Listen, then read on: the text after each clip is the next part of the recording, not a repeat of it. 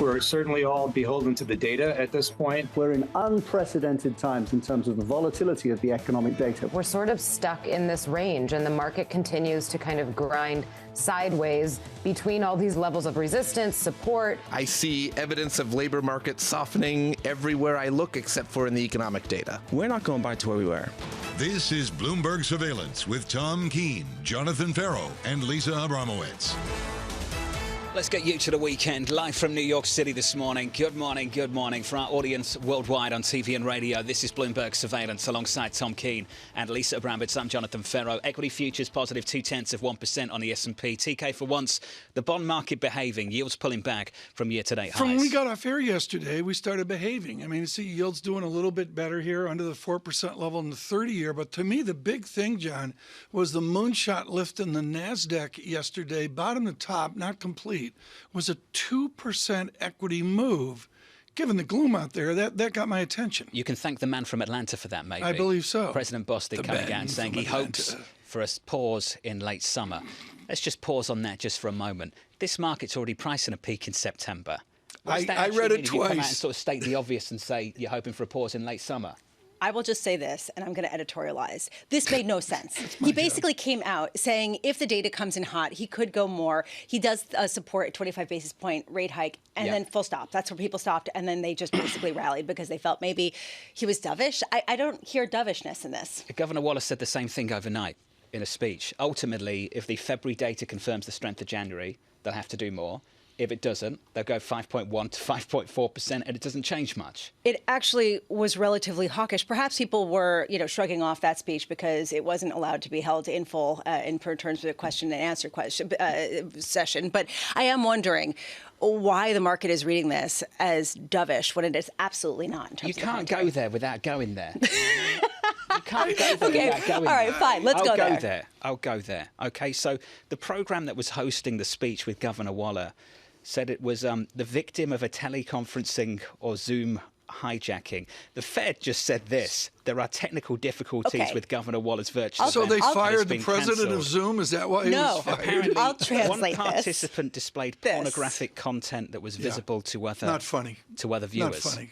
Not funny if you're the Fed trying to deliver a serious speech. Not funny. This is the new technology, and people are going to get run over. I mean, the three of us live in mortal fear of this every single day. Could you imagine, someone showing pornography? Could you imagine, if our signal went out under commercial breaks? I don't know what we'd goes have a through shelf your mind, life but I of have about to say, 20 Tom, minutes. For me personally, that's not something I'm in mortal fear of happening every single time we go on air. I mean, look, honestly, it's really disrespectful to a body of the government and a body of this administration that's really important. However, it is kind of funny. I mean, come on. It's a little bit funny that they had to shut the whole thing down. Of course it's funny. That's why it's one of the most read stories on a Bloomberg this morning. I mean, I'm not going to, try to pretend to have the high moral ground here. Governor Waller thought it was funny too.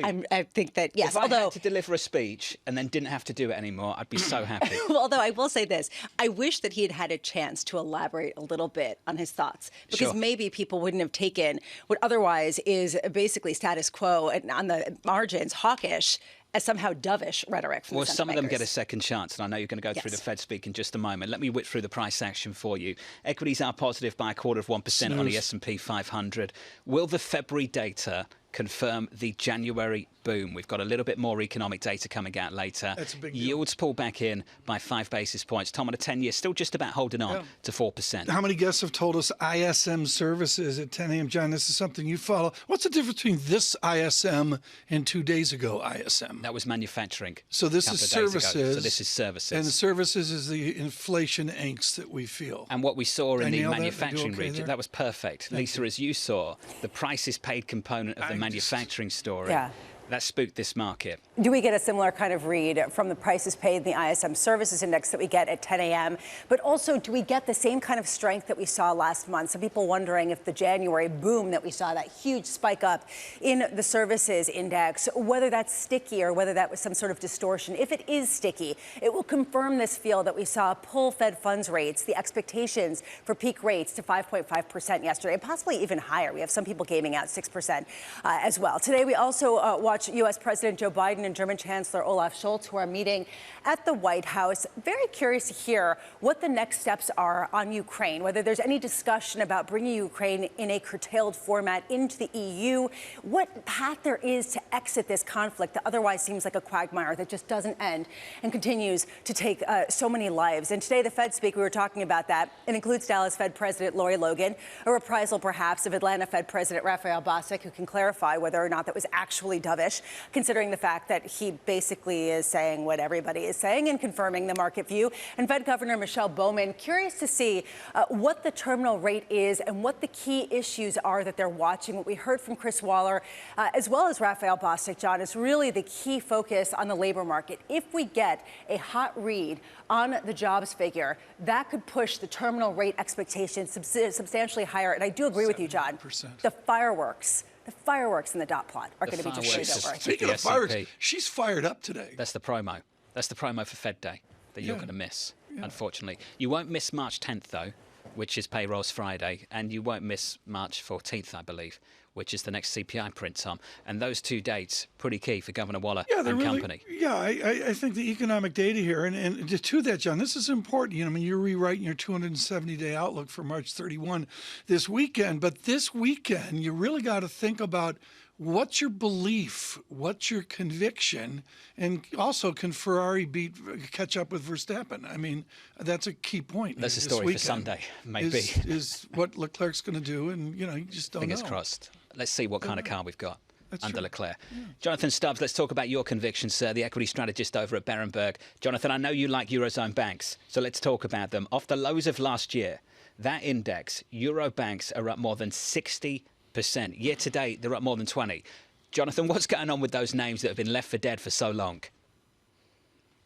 Yeah, I think some of the context is interesting, that it's not just Eurozone banks, but there's also Eurozone equities. If you look at Europe broadly against the US, local and dollar terms, and the same story for banks, you've seen outperformance last year, 2022, and also this year to date in very different market conditions. So you have to go back many, many years to get consecutive years of outperformance for both Europe against the US and also for the region's banks. And obviously that's closely tied together.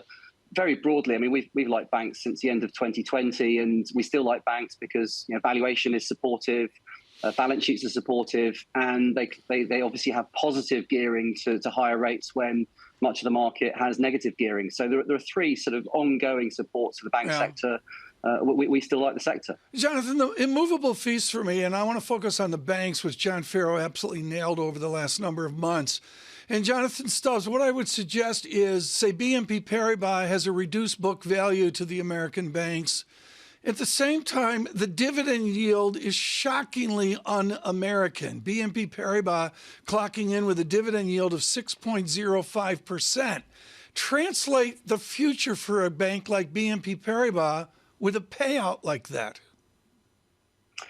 Yeah, I mean, it's a key discussion. It goes back to a lot of the work we've done under a series called Brave New World, and this is big picture down to sort of single stocks. We've clearly left the post-financial crisis free money era behind, when interest rates were nothing to negative. Obviously, not great if you're running a bank's business. We're in this brave new world where we have more political, geopolitical risk, more fiscal, higher inflation, higher rates, and that's clearly better news for banks generally. But also in this brave new world, valuation matters much more and income matters much more than in the free money era, where it was all about capital return. So any source of income, including some single stock banks that are able to deliver income at an elevated level and are able to grow that income, they become actually much more valuable assets for investors in this brave new world if we are indeed higher for longer. So a lot of the European banks tick those boxes very well. US banks tick those boxes reasonably well, but they're starting off, as you say, from a much lower sort of income base. The rally that we've seen has been incredible in European banks so far this year. John's been talking a lot about that. We've seen the move that you're talking about, people coming to your view pretty dramatically. How do you know, after a 20% rally in European banks so far this year, whether we've seen it all baked in? So we did a report a couple of weeks ago looking at cyclicals against defensives, and there's a read across the banks here. So cyclicals have also performed very well relative to defensives. There were macro and valuation signals middle of last year telling investors to take strong positions in cyclicals against defenses, but importantly, the valuation signal there has now neutralized. So if you track these signals, you're now pulling exposure back from cyclicals. But that cyclical discussion doesn't include banks. And when you look at banks against defensives as a portfolio decision, banks continue to look extremely cheap and still have valuation on their side relative to defenses, and then have the other supports I mentioned earlier, so capital, balance sheet, and also this positive gearing to rates, which in the US and Europe are going higher still over the coming quarters. Jonathan, just to state the obvious and finish with this one, high rates are good for banks until they're not. And the not bit is the piece I'm interested in. Is there a point at which you say, this is probably going to slam the brakes on the Eurozone economy, I don't want to be long this sector anymore? Yes, but I think our concerns there would be more tilted to the US again. I mean, the US yield curve, we all know very well as a signaling force, not great for sort of risk on. One of the things that interests me almost most of all as a strategist is when I look at the nominal growth, the GDP plus inflation forecast from economists into 2024, which is a recovery year. Economists are expecting in that recovery year global and US nominal growth to slow substantially. That has never happened before. There's a conundrum there, but the concerns about rates being this aggressive brake on economic growth is much more a challenge, I think, in the US than in Europe.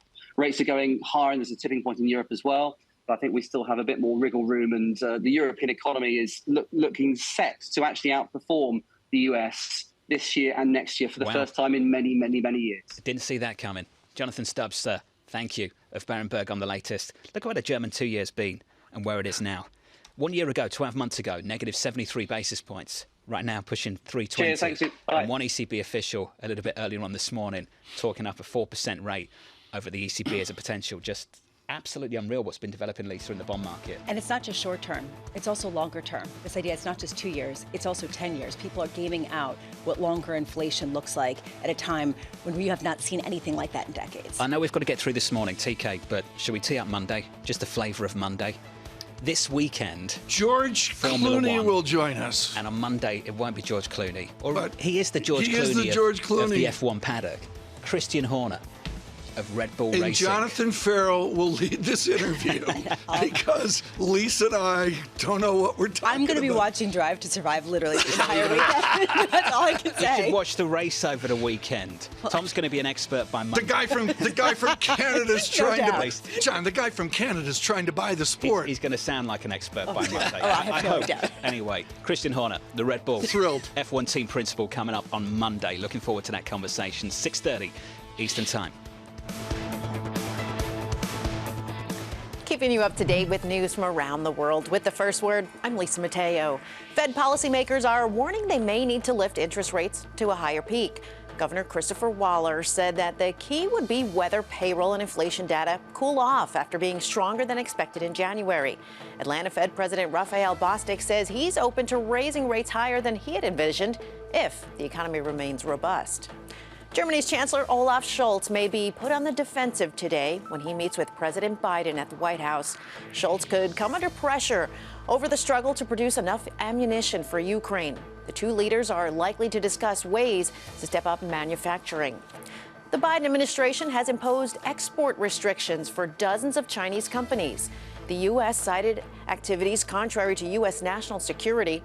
Among the companies on the list, computer server maker Inspur and CPU maker Longsung. They're considered key to China's effort to replace foreign-made technology. In Hong Kong, fire raced through a 42-story hotel being built near the waterfront. It took hours for it to be put under control. There were no casualties. The Kimpton Hong Kong is a 492-room luxury hotel that will be operated by Intercontinental Hotels Group. Global news, powered by more than 2,700 journalists and analysts in over 120 countries. I'm Lisa Mateo, and this is Bloomberg.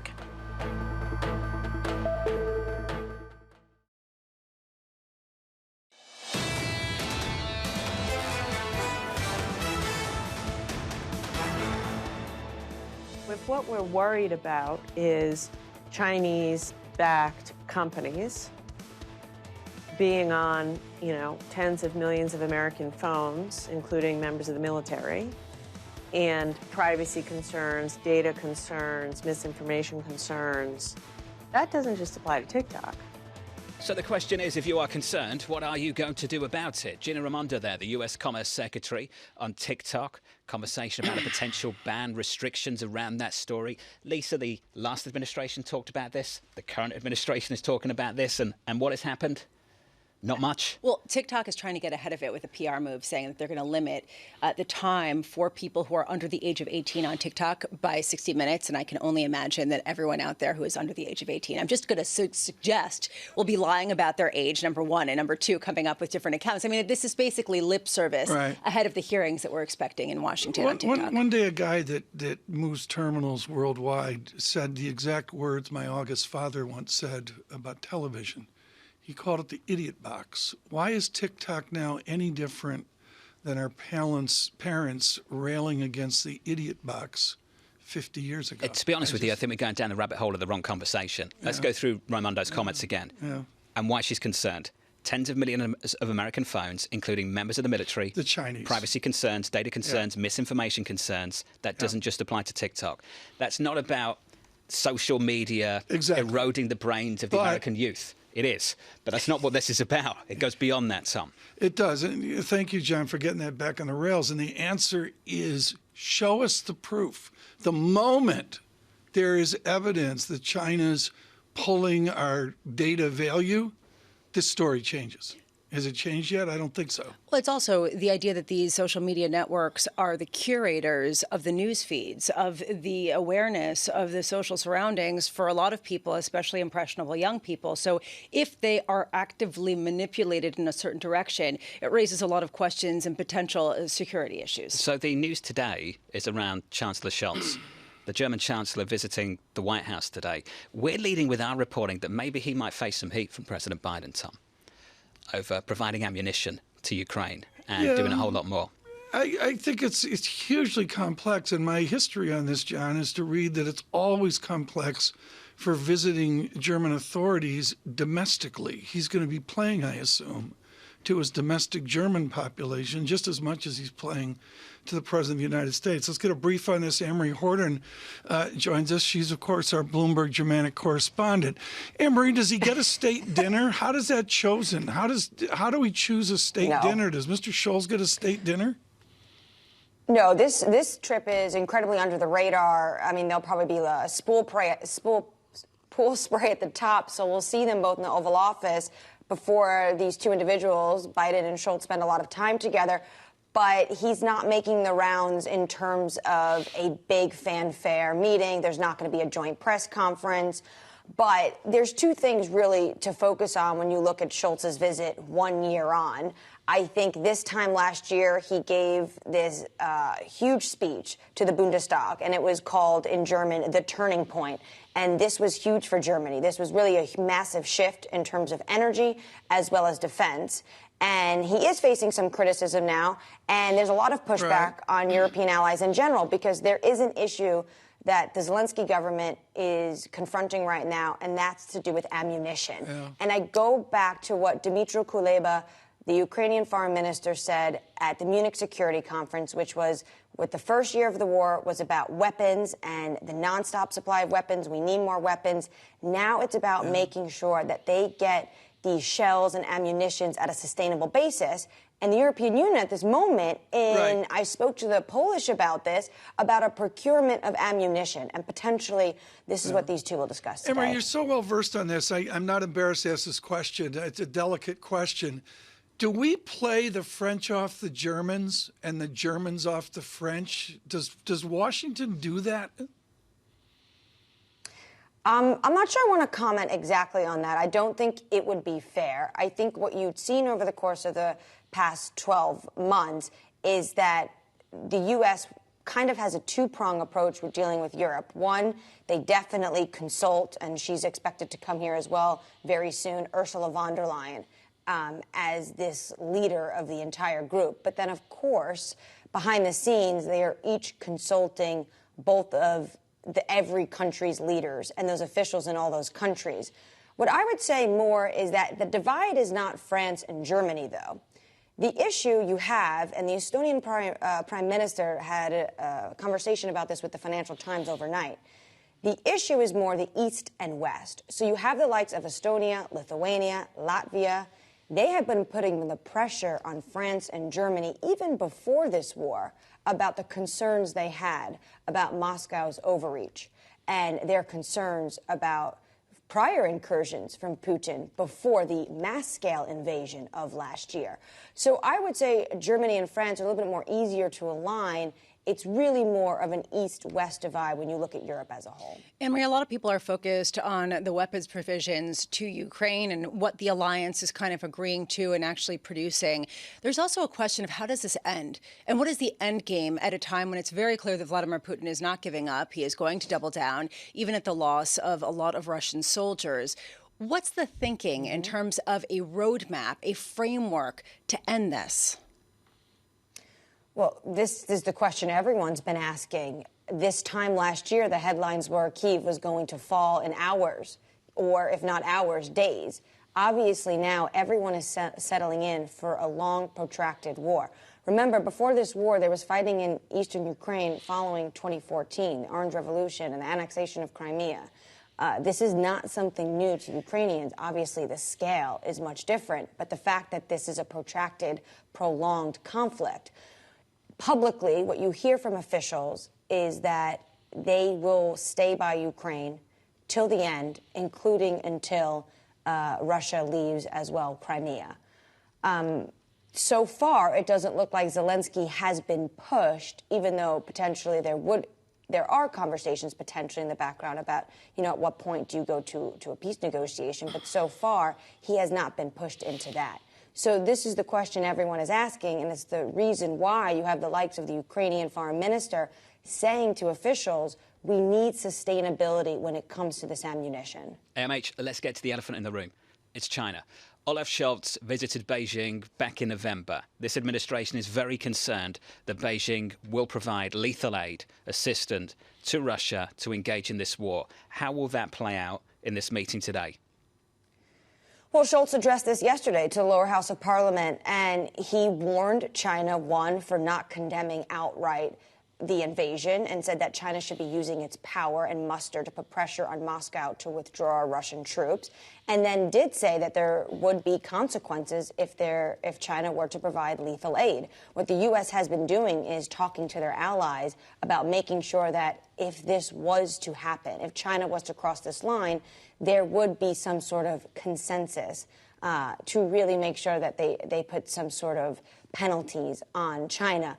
But of course, this is going to be a major discussion point when the two meet, because this is concerning everyone. Also, Scholz mentioned yesterday, because if we have the G20 foreign ministers meeting in India, he said that he was very disappointed that China last year was able to sign up to this communique and then now is starting to backpedal. AMH, on the latest in Washington, we'll catch up with Anne-Marie in the next hour. Keep talking about these consequences, don't we? Lisa, what consequences? We'll have to see. I mean, we did see some potential sanctions on a number of other non-TikTok companies overnight from the U.S. Bans, right? Export bans. There is a question, though, what real tangible consequences? Certainly the market's not feeling any up. What do you do if you're in this market right now? I have no idea. I've asked that a few times around Me too.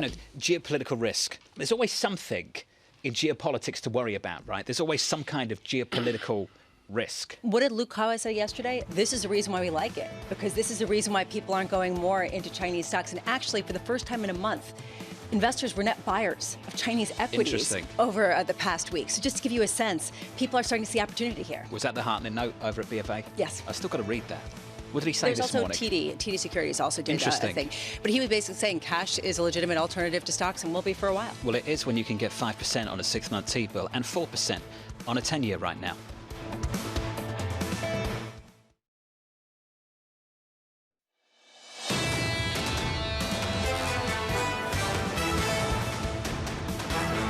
trying to snap a 3-week losing streak on the S&P 500, poised to squeeze out a weekly gain. Futures adding some weight to yesterday's move, up 1/3% on the S&P 500. On the Nasdaq, up 0.4%. In the bond market, we hit new highs, multi-year highs at the front end in yesterday's session, and then we retreated just a little bit, down about 2 basis points, through 490, back through it again, 485 on a 10-year, clinging to 4%, down 5 basis points on the session. Your next stop is the data a little bit later, the ISM in the United States of America. We'll keep going back to the same question. Will the February data confirm the January boom? That's really important to this Fed.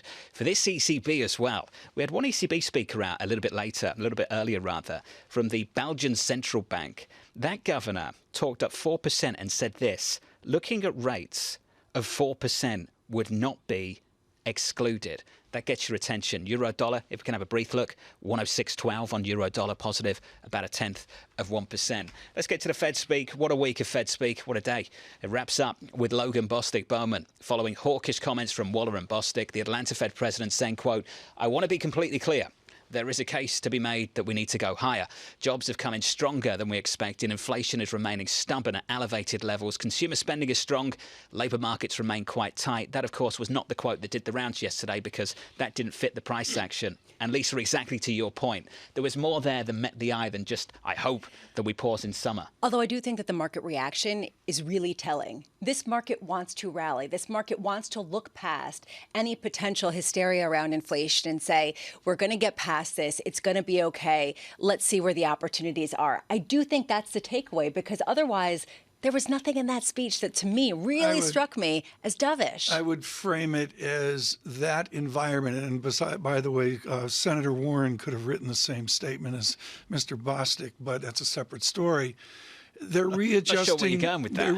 Either do I. It's Friday. Leave me alone. I would suggest that what we're seeing here is a recalibration of nominal GDP and what that means for corporate revenues. And beneath it all, people are going, wait a minute, are earnings flat? Are earnings up? Is there any growthiness on the income statement of corporate America? I think that's a sub-story here as well. Clearly, there was a correlation yesterday between Bostic's comments and what happened with the market. I get that. And I think Fed speak is always relative to the market move beforehand. And clearly, we had a decent sell-off in the bond market brewing, Lisa. He comes out, talks up a summer pause. Maybe that sounded unexpected to people who thought they were going to double down on this hawkish note because the data's been strong. These guys are economists. It's always on the one hand this, on the other hand that. And on the one hand, if the February data confirms, we'll have to do more. And on the other hand, if it doesn't, maybe we can just go with what we projected back in December. Basically, they don't know either. No. So we're not getting any information from a lot of these speeches. I tell you what, that's though, what it is. I think they're very fed up of looking silly, really fed up. And I don't think you're going to hear them embrace the disinflationary process in quite the same way Chair Powell did, unless we get a print on March 14th that confirms that the data before the new year was the trend and the data in January wasn't the start of a new one. That's the question right now, really, going into the data. I also think, how do you make any definitive statements or guidance in a moment that is just incredibly uncertain? You'll wait for the data, and what you will do this weekend is recalibrate across equities, bonds, maybe currencies, maybe commodities, and you need a foundational belief based on flows. Ibrahim Robari is expert at this. He's global head of FX analysis at Citigroup. We're thrilled he could brief us this morning. Ibrahim, a single sentence in your report: there is so much cash. Where is the cash going? What are we going to do with so much cash across this globe? Thank you very much, Tom. And I think the role of abundant liquidity is still critical in this market setup. And there are basically two cornerstones here. Number one, we still have extremely abundant liquidity. And whether you measure that by the amount of money in money market funds or excess reserves or household deposits, there's still a lot of excess buffers in financial markets and among households. But on the other hand, in terms of the flows, we are seeing them move more in the direction of safer assets. You mentioned earlier short-end U.S. yields being extremely high, above 5% for sub-1 year securities. Right. So there is a move towards safer assets. So there is this growing drag away from risky assets, which we think will be increasingly important as the year goes on. On the three major pairs to triangulate, I guess there's a long euro edge here right now within the stew that we're in. I get that. But to me, euro-yen dynamics could speak volumes. What is a signal of stronger euro versus yen that we've seen recently? Well, I think that for euro-yen, we have a very interesting dynamic because it is now also a global interest rate pair. So there's been so much focus on the BOJ and potential policy changes. But meanwhile, global interest rates have gone up 100 basis points, which is beyond anything that could happen in Japan in the short term. So as the rest of the world hikes, I think the yen will continue to be a little bit in the background. But we know something is going to change in Japan eventually, too. But for now, I think the upside in euro-yen reflects that broader trend towards robust growth and persistent inflation elsewhere in the world. But Ibrahim, when you say something's going to happen eventually in Japan, we all know. I mean, yeah, we kind of all do know that, just to state the obvious. My question is, what are the conditions through which something does change? And are we anywhere near to meeting them?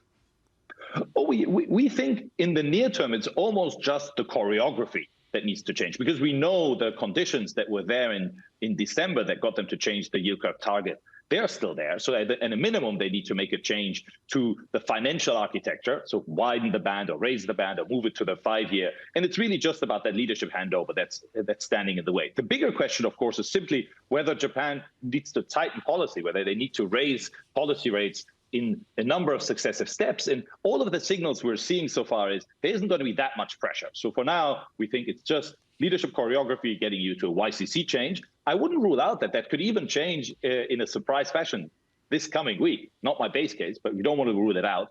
Down the road, more open-minded whether they get to a hiking cycle. But that would really be the game changer for, I think, global rates markets and the yen. Otherwise, it's really global interest rates that are the bull case for the yen. Global interest rates coming back down, that is.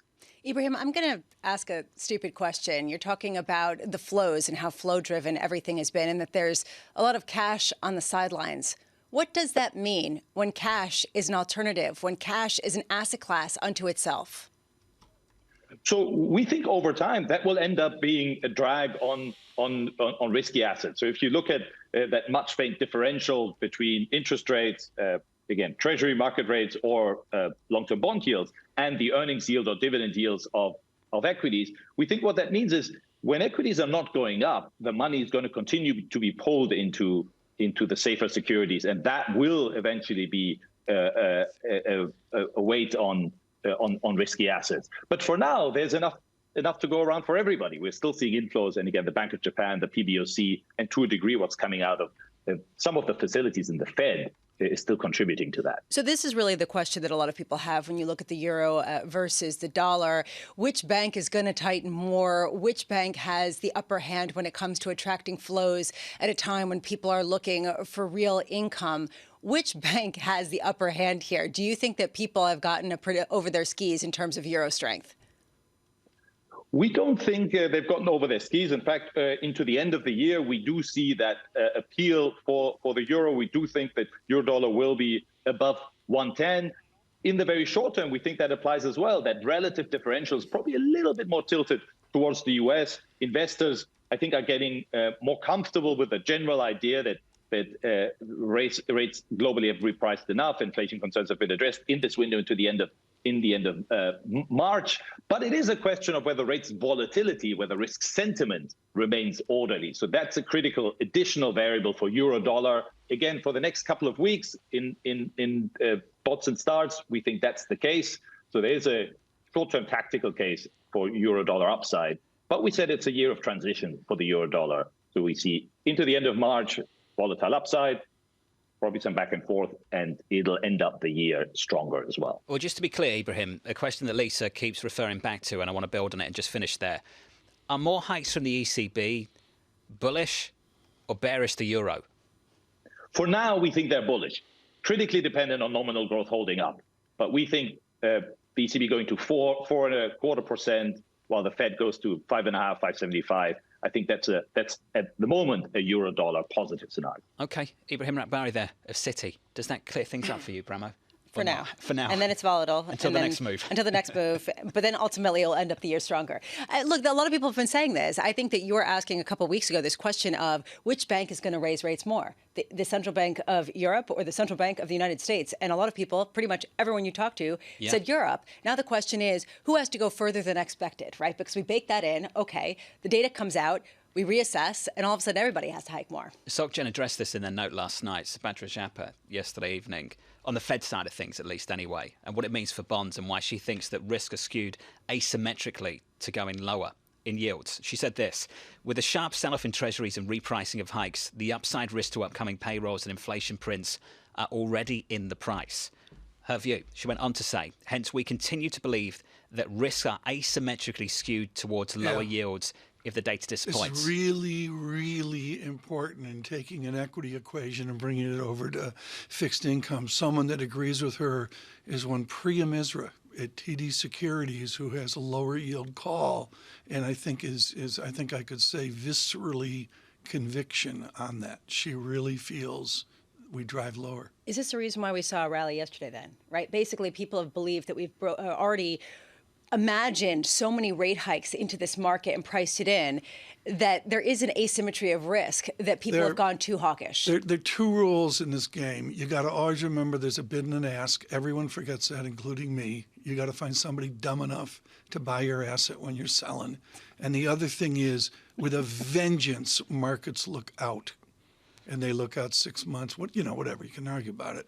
But the media looks now, and even some of the media look past. No one does that in the real world. They all look out. We're looking right now at August. Lots of people subscribe to the greater fool theory, but I love it when you say it. You've got to find someone who's dumb. You got to find somebody dumb enough to buy it. And when you're sitting there, with a big position and the bid walks away, I hear you. It's ooh. Ultimately, to make it simple, we've really raised the bar going into payrolls next week, March 10th. Because of that shocking number in January. I mean, we're still not over the shock. We've responded to January as if that is the start of a new trend. And we need to wait and see if February confirms. Can I give you the data point for the day? Please do. CNN, thank you. The F1 spend per race is $5.9 million per car. It's stunning. I had no idea. Each race, they spend that. You're excited for this season, aren't you? I'm having folks, I know nothing about this in honor of the great late Ken Pruitt. He used to throw cigarette butts at me. He was so angry at me, and he would be so happy, John, you've infected me with this disease, I say. You're blaming me. It's your fault, oh, let me tell you that. Wonderful. Futures right now, positive, a third of 1%. Bill on and the I are S&P. home watching this. Oh my God, that's horrible. That must be driving him nuts. Used to sound so much better, Tom. Used to sound so much better. 50 minutes away from catching up with this guy, Terry Wiseman. I was just saying we need a Tom Keene sound effect. There you go. Keeping you up to date with news from around the world. With the first word, I'm Lisa Mateo. The U.S. and South Korea are planning to hold large-scale military drills later this month. Those exercises are certain to anger North Korea, which has threatened to unleash an unprecedented response. U.S. and South Korean defense officials say the drills will bolster a, quote, joint defense posture in the face of North Korea's nuclear and missile threat. The U.S. is warning companies against doing business with those trying to evade sanctions on Russia. The Commerce Department says businesses should watch for transshipment points where goods are legally purchased but then sent on to Russia or Belarus. Those locations include China, Macau, and countries close to Russia, such as Turkey and Armenia. ECB Governing Council member Pierre Wunsch says that market bets for interest rates to reach 4% may prove accurate. That's if the underlying price pressures remain elevated. Wunsch told reporters in Brussels that if it is not clear that core inflation is going down, central bankers will have to do more. Apple partner Foxconn is stepping up its shift away from China. The Taiwanese company will spend about $700 million on a new factory in India to make parts for the iPhone. The plant will be built near the city of Bengaluru. Global news, powered by more than 2,700 journalists and analysts in over 120 countries. I'm Lisa Mateo. This is Bloomberg.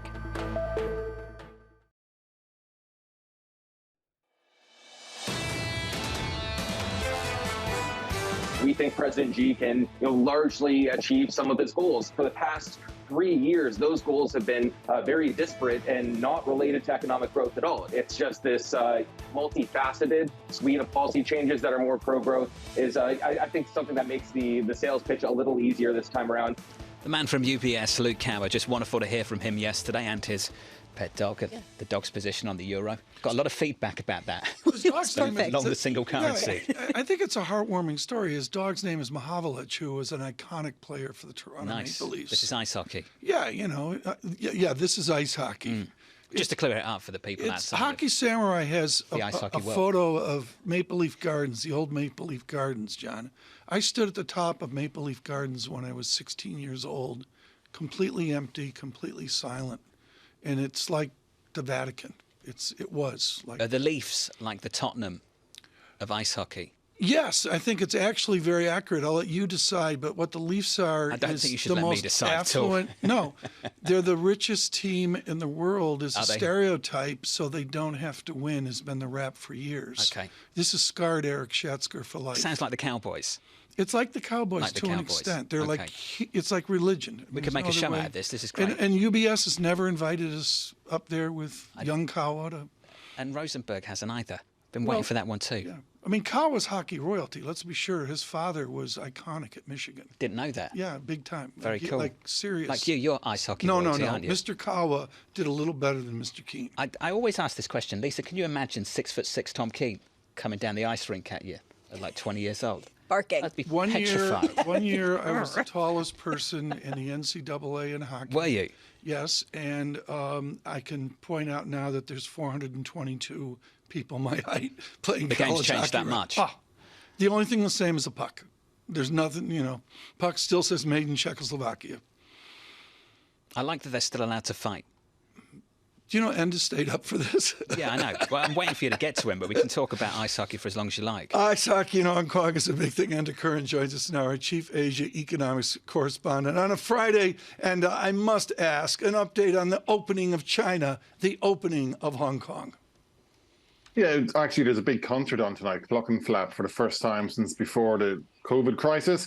I believe it's sold out. I'm getting messages. People are having a good time down there. So Hong Kong is reopening. It's slowly getting back to normal. But as we said before, Tom, it's still got a long way to go because of the legacy from both COVID's era and, of course, the political backdrop here. The political backdrop is extraordinary with the Congress coming up. I thought that Bloomberg laying out the new regime of Xi, the FT doing the same thing, the new regime of Xi. And I go back to a hugely brave article in Foreign Affairs, I'm going to say 6 months ago. Is it just Mr. Xi's buddies that are going to run the economic policy of the nation? Well, the signals are he's definitely going to, again, tighten control, consolidate control of the financial sector, for example. Some key allies will be appointed into key roles. Li Qiang is going to be expected to be the premier. He ran Shanghai. Possibly new central bank governor, possibly new securities regulator chief. So it's a fairly significant reshuffle. And yes, it would appear that he's lining up as allies now. From the outside looking in, that would be off-putting to the market world, seeing the sort of removal of those Western-facing globalist kind of reformer types who have held key economic and market positions in China over the years, with the replacement of what's now seen as people pretty close to Xi Jinping.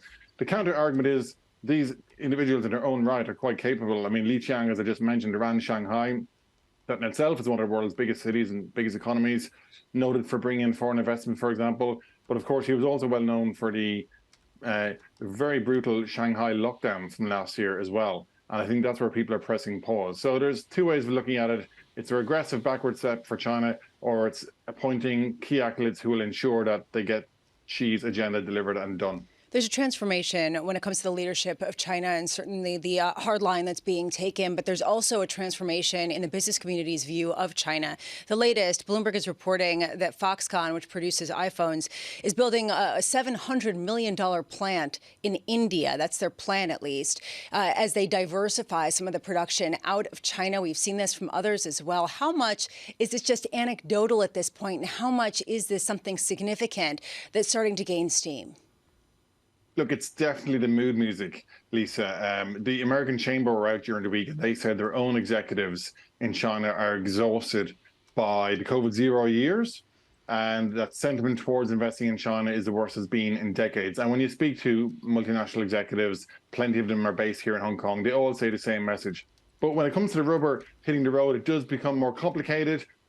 Certainly some plants, some factories are, if they're not pulling out, they're certainly setting up, expanding their bases maybe in Vietnam or in India, like you mentioned. That is happening. But is it happening on the scale yet that's really going to transform China's manufacturing sector? It's not there yet, and it's not necessarily showing up in the data either yet, even though, of course, FDI can be a wonky data set when it comes to China, and it does lag. But I think it's broadly fair to say there isn't any evidence of a mass-scale withdrawal from China. Even the American Chamber said, despite the fact that their members are fatigued, nobody's really indicating that they're going to pull out in a wholesale way. But to your point, the mood music is bad, sentiment is sour, there are people moving at the margins, and the question will be if that is going to accelerate over the coming months, and of course under this new incoming government as well. Right, and on the flip side, Enda, we saw Tesla reporting that their sales in China actually rose despite some of the skepticism. From Xi Jinping's standpoint, the leadership of the Communist Party in China, do they want foreign business there, or do they not?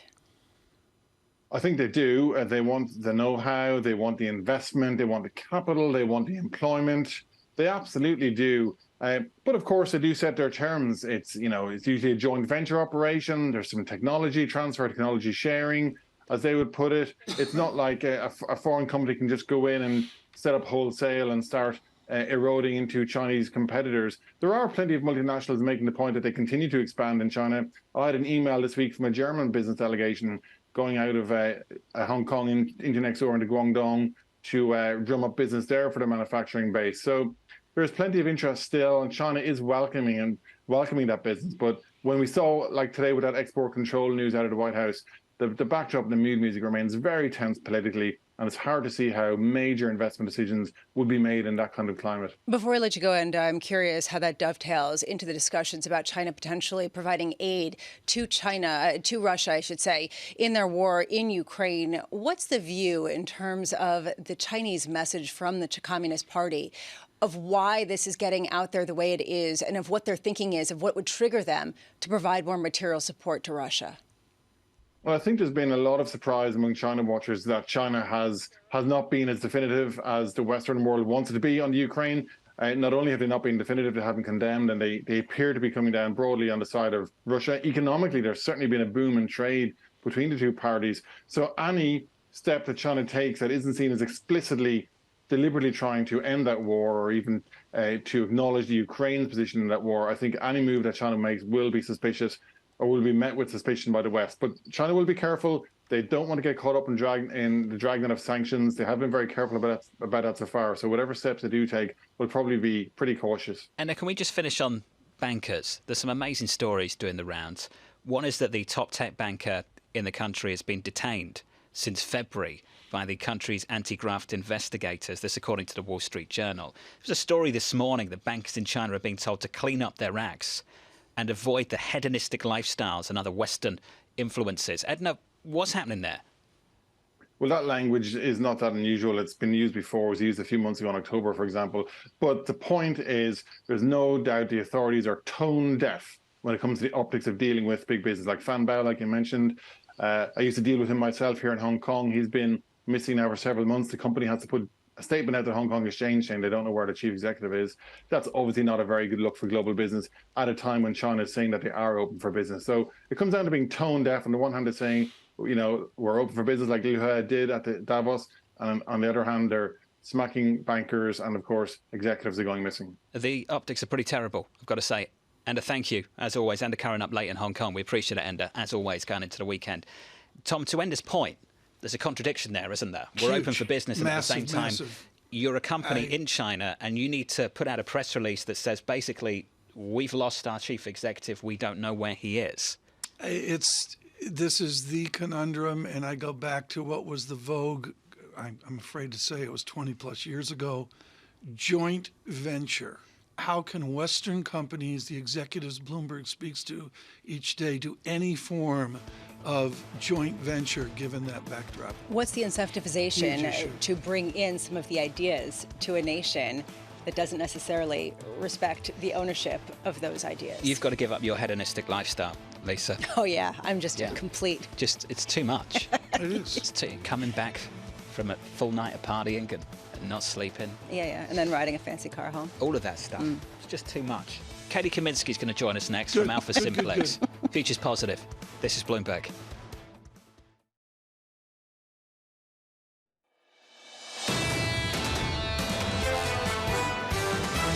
We're certainly all beholden to the data at this point. We're in unprecedented times in terms of the volatility of the economic data. We're sort of stuck in this range, and the market continues to kind of grind sideways between all these levels of resistance, support. I see evidence of labor market softening everywhere I look except for in the economic data. We're not going back to where we were. This is Bloomberg Surveillance with Tom Keene, Jonathan Ferro, and Lisa Abramowicz. Another phrase I can't stand, Happy Friday. It's or Friday. Haven't we done this before? Yeah, I'm just doing it again. It's Friday. Okay, well, happy Friday. Let's get to Both work. of you, happy Friday. I'm so excited it's Friday. Friday starts at 9:56.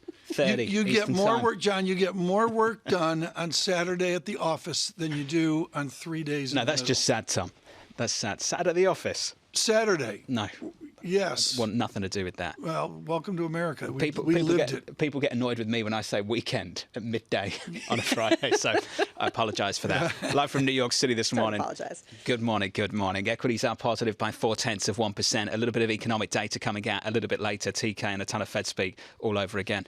The data I didn't think was that important. I was wrong. I stand corrected. It is. ISM services. John, you tell me services has got a weight that usually given to manufacturing, and it sets us up for the further data to get to. It's not jobs day today. That's the real headline. Payroll's next week. Payroll next week. And then on to CPI on March 14th. And next week as well, just kind of slipping below the radar a little bit, beneath the radar.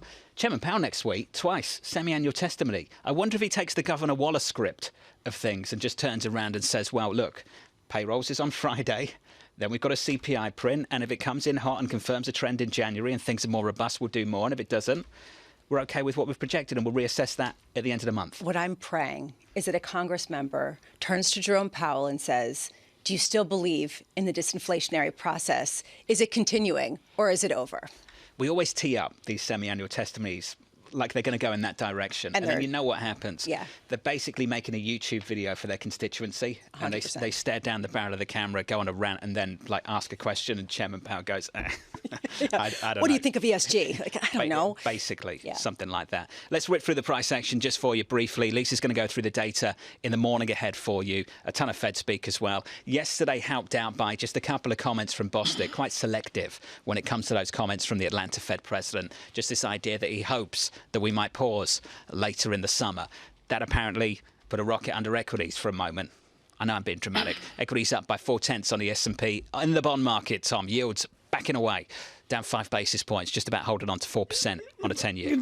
I'm glad you said that, John, because we're backing away, but at the same time, what a week for yield. And it still gets us. I mean, if this was the yield 3 days ago, it'd be major headlines, 4.00% on the 10-year yield. And you look at the economic data, do we get out and then do we break out to new higher yield? Our guest coming up will lean on that. It was pretty remarkable, Lisa, yesterday, just to see the whole curve, 2s out to 30s, all above 4+%. And so this really raises a question. Is this a suggestion of even less accommodation, possibly some sort of balance sheet roll-off from the Federal Reserve, or is this a suggestion of more prolonged inflation? And to me, that's not very clear. Perhaps the data will give a little more clarity. We've been talking about the services index, the ISM data that we get out at 10 a.m. for the month of February. The key question is, was it just 1 month? We saw that pop in January in terms of the activity in services. Does it continue? If it does, suddenly it starts to feel a little bit stickier, and people can't dismiss this as noisy data that's not confirmed by reality. Today, we are tracking what we hear out of U.S. President Joe Biden and German Chancellor Olaf Scholz. They will be meeting at the White House, discussing arms provisions to Ukraine, but also how do we end this quagmire? What is the road out? I am not hearing necessarily much about what the collective willingness willingness is to give and take in some sort of negotiation on either side. We're not talking about that anymore, which is concerning for especially people who see populations eventually losing some political will to continue to finance a war that is just profoundly sad and unfortunate and depressing. Today, Fed Speak includes Dallas Fed President Lori Logan, Atlanta Fed President Raphael Bostic, Fed Governor Michelle Bowman. Will Raphael Bostic be interpreted as dovish today, even if he says that he could potentially have to go to a higher terminal rate? I don't know. I really am curious how much they confirm the rates will be the main instrument of their tightening, John. Is it going to be simply raising rates to a higher level in a terminal state, or are they going to talk about accelerating the balance sheet roll-off? We've heard that from the ECB. How does that factor in, and how much is that really influencing the long end of the curve? Happy Friday. Thank you, Lisa. Thanks, I appreciate it. that. Love Friday. it. So sensitive. Oh, yeah, so emotional about Fridays. Yeah, just the best. very good. Katie Kaminsky joins us now, Chief Research Strategist at Alpha Simplex. Katie, you have been phenomenal through the whole of last year and then into this year. Katie, everyone turned around. I say everyone. You know where I'm going with this. A lot of people turned around and said, it's the year of bonds, get long fixed income. And you went short, stayed short. Katie, why? Well, let's just focus on the fact that inflation is looking stickier. And if we look at last year, I think we like to see it this way, is that the stock market and the bond market don't agree right now. The stock market thinks everything's great. The bond market that says this could be dangerous. Look at the curve, it's inverted. We could have problems. So we think last year the bond market was right. This year, it's a little trickier. We're seeing that the bond market is looking a little weaker in the sense that stock market is looking positive, saying, hey, wait a minute, we might pause. Either way, we're not there, which means that even if the stock market's right and we pause, we could see the end of the curve steepen severely. And that would cause negative trends in the long end of the curve. Or if the bond market's right and we're looking at a recession and deflationary environment, then you're also looking at higher rates, at least in the short term. So bonds are definitely looking tricky this year, even though many said the opposite. Katie, talk to me a little bit more about this short then.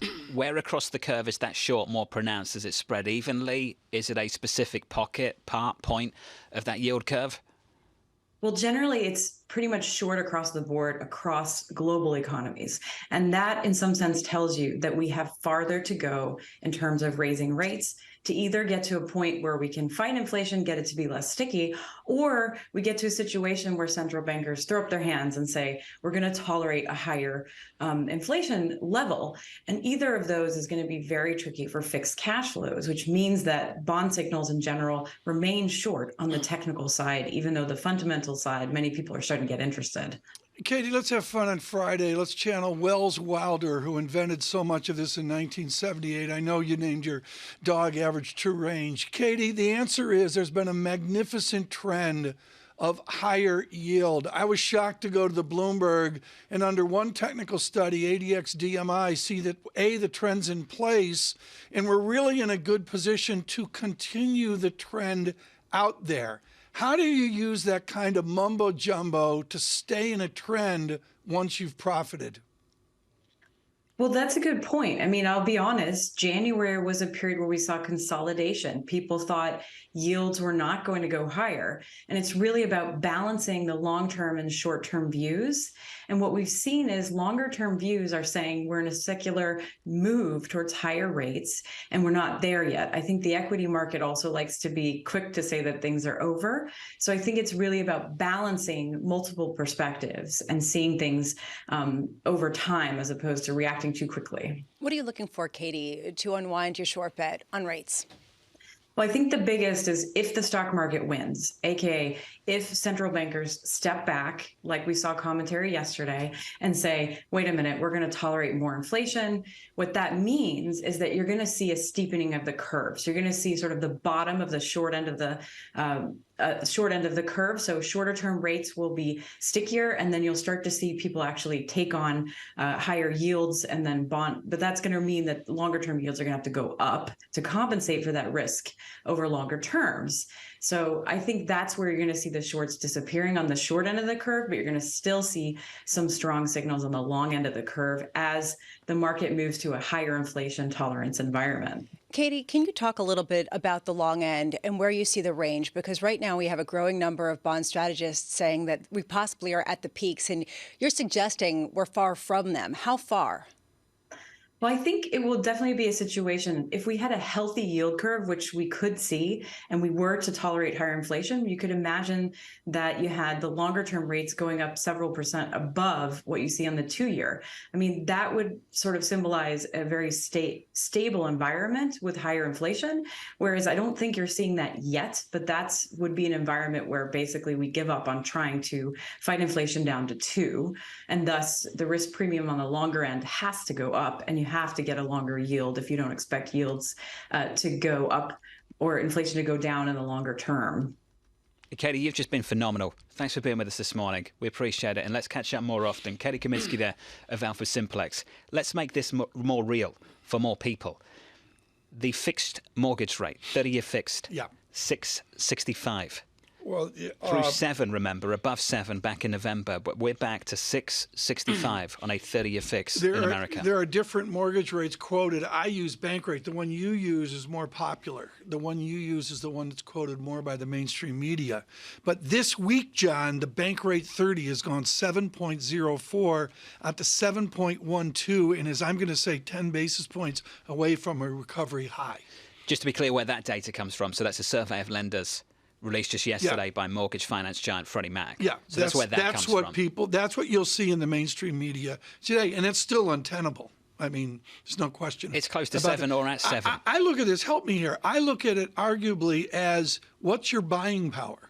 How much house can you buy? And the answer is with a given income or a given cash flow, the answer is a lot less than X number of months ago. Every time I see that, though, I just think about the pandemic mortgages. That's kind of my bias for looking at the housing market right now. Well, you have a 2% 34-year fixed? I wish. I think the bias to look at the housing market, the consensus bias, so to speak, right now, if that is a phrase, it is now, is to look at the housing market and say 665 is the problem.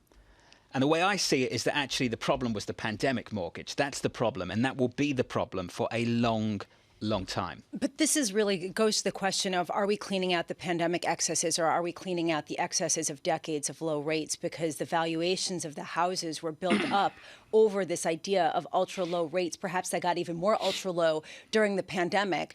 But to Tom's point, how much do valuations have to reset completely in the decades that come if we're in truly a higher rate regime? Making a splash midweek was research from Dallas, really good research. In fact, a chart back to 1870 on home prices. And John, it's just simple. Price to rent is a fiction right now. There's just no other way to rental put prices are nuts. Yeah. But we've been saying this. Where's the supply going to come from? Right.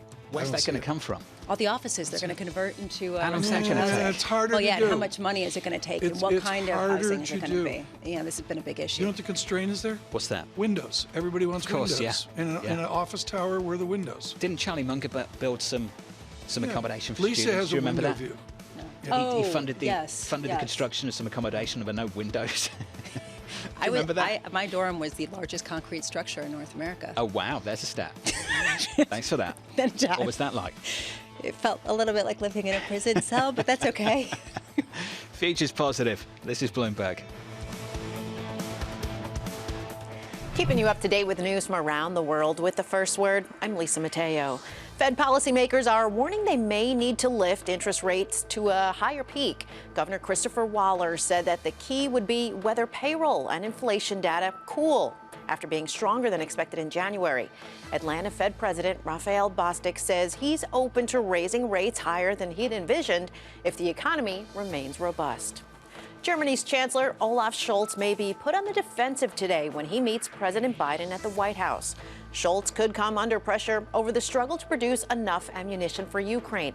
The two leaders are likely to discuss ways to step up manufacturing. The Biden administration has imposed export restrictions for dozens of Chinese companies. The U.S. cited activities contrary to U.S. national security. Among the companies on the list, computer server maker Inspur and CPU maker Longsung. They're considered key to China's efforts to replace foreign-made technology. In Hong Kong, fire raced through a 42-story hotel being built near the waterfront. It took hours for it to be put under control. There were no casualties. The Kimpton Hong Kong is a 492-room luxury hotel that will be operated by Intercontinental Hotels Group. Global news powered by more than 2,700 journalists and analysts in over 120 countries. I'm Lisa Mateo, and this is Bloomberg.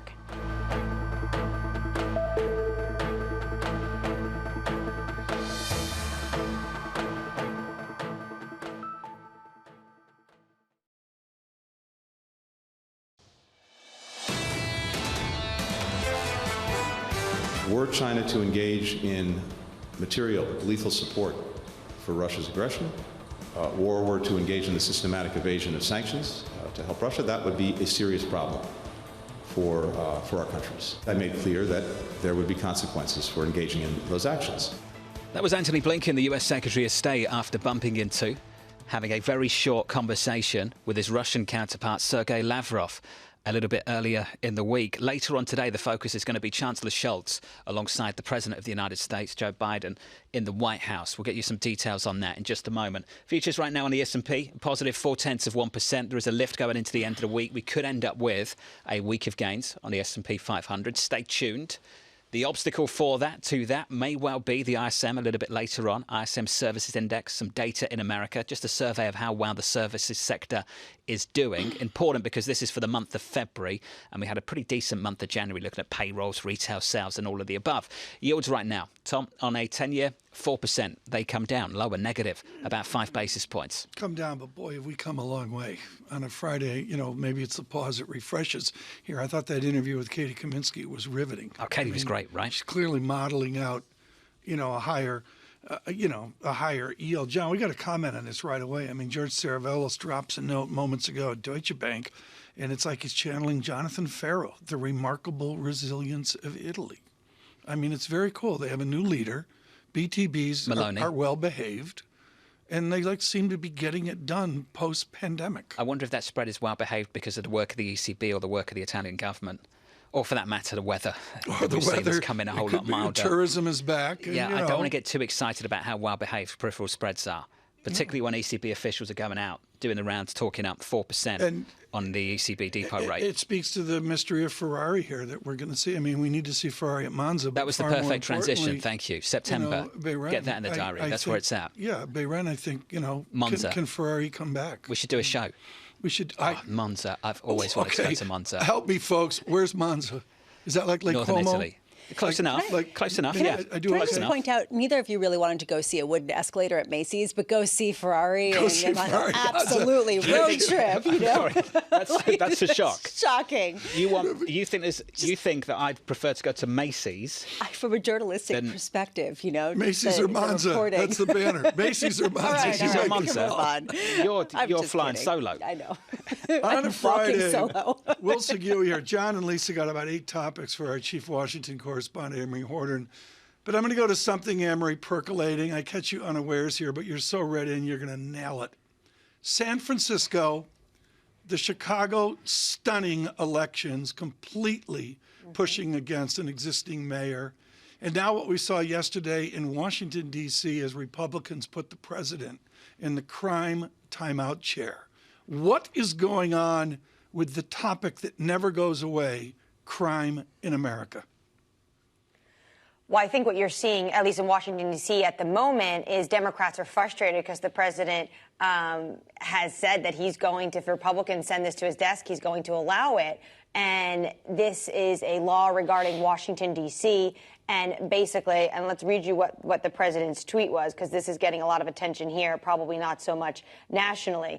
He said, I support D.C. statehood and home rule, but I don't support some of the changes D.C. Council put forward of the mayor's objections, such as lowering penalties for carjackings. So the Democrats are upset because the president was going to really be hands off on this. Republicans are pushing him, and he's going along with them. But, Tom, you hit the nail on the head. When you look at what's happening with Mayor Lightfoot in Chicago, the first time since the early 80s, a mayor's unable to win re-election. And all of that has to do with people really upset and frustrated with crime in Chicago. And this is going to be a huge talking point. I agree. And this goes back to Nixon and my memories of, quote, the war on crime. Are we going to have a war on crime this Sunday on the talk shows? This Sunday, and what have we seen over the course of the past 2 years of the Biden administration? And also, this was a hot button issue as well during the Trump administration. I mean, what Republicans campaigned on for the midterm elections, what they're going to campaign on in 2024, is that the Democrats and these democratically held big cities and blue states cannot get crime under control. And that are you safer or not now than you were feeling in the past? That is going to be their main question to constituents. Lisa, I think this is a huge percolating deal across a long path of this election. Huge, way underestimated by the elites. Well, and I think that was really highlighted by the potential unity between President Biden and the GOP in terms of interfering in something that is very unusual in local D.C. politics. This highlights the social aspects that are getting really brought to the fore ahead of this election. And I want to bring this story to your attention, Anne-Marie, because we were talking about this tension right now between the Republican Party and corporations, and just both parties, how corporations deal with the cross currents and the bipartisan nature. Walgreens Boots Alliance won't sell abortion pills in 20 states after warnings by Republican attorneys general of legal action, basically saying, okay, we won't sell them, even though they have stockpiled them after a number of partial abortion bans or full abortion bans were put into place. What's the sense that people have in terms of how much certain states are going to go after corporations for policies that they view as social? Well, we talked about this yesterday, right, with ESG, and I think Jonathan put it well when he said these companies are being squeezed from both sides, the left and the right. So when it comes to ESG, you have Texas saying to money managers, you need to look into BlackRock and UBS, these other firms, to make sure you're not using them because they are not supporting our oil and gas economy. Meanwhile, you have the New York City comptroller saying we're going to reassess your use because you're not doing enough in sustainability. You're seeing the same thing play out in the likes of Walgreens and this abortion pill.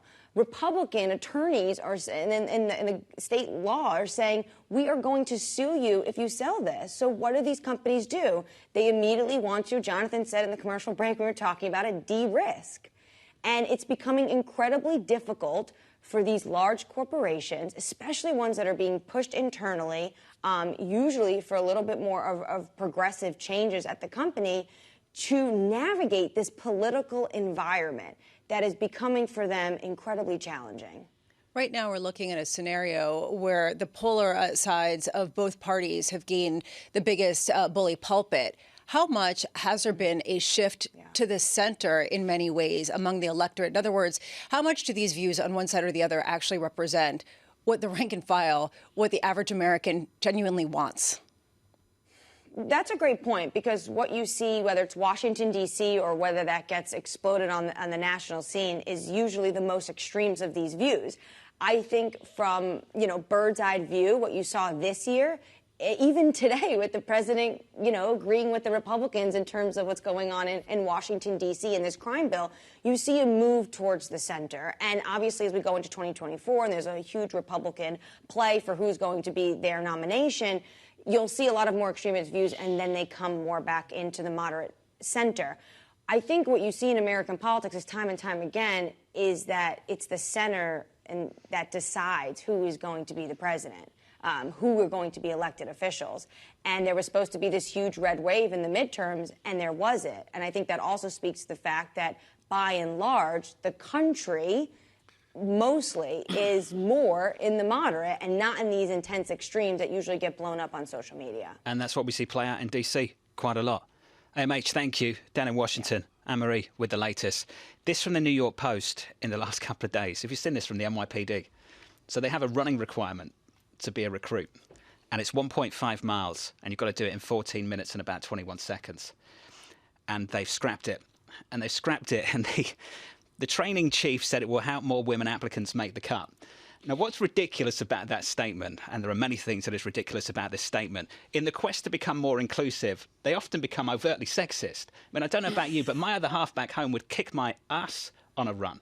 I mean, the idea that you couldn't do 1.5 mile runs, you're seething. You'd be able to do that easy. What's that about? I run home. I literally put on running pants and run home. Look, I don't want to get into their commentary. Come on, please. Well, this is ridiculous. What a smokescreen. Basically, they want to open up. They want to open up the Soon she's candidates. going to be doing the Gorgieva. No, they just basically need more applicants, and so they basically want to say they're lowering their standards, and they're going to blame women for that. I mean, come on. That's ridiculous. Thank you for that. Appreciate it. Just, I believe the chief trainer is a female too. Futures negative. This is Bloomberg.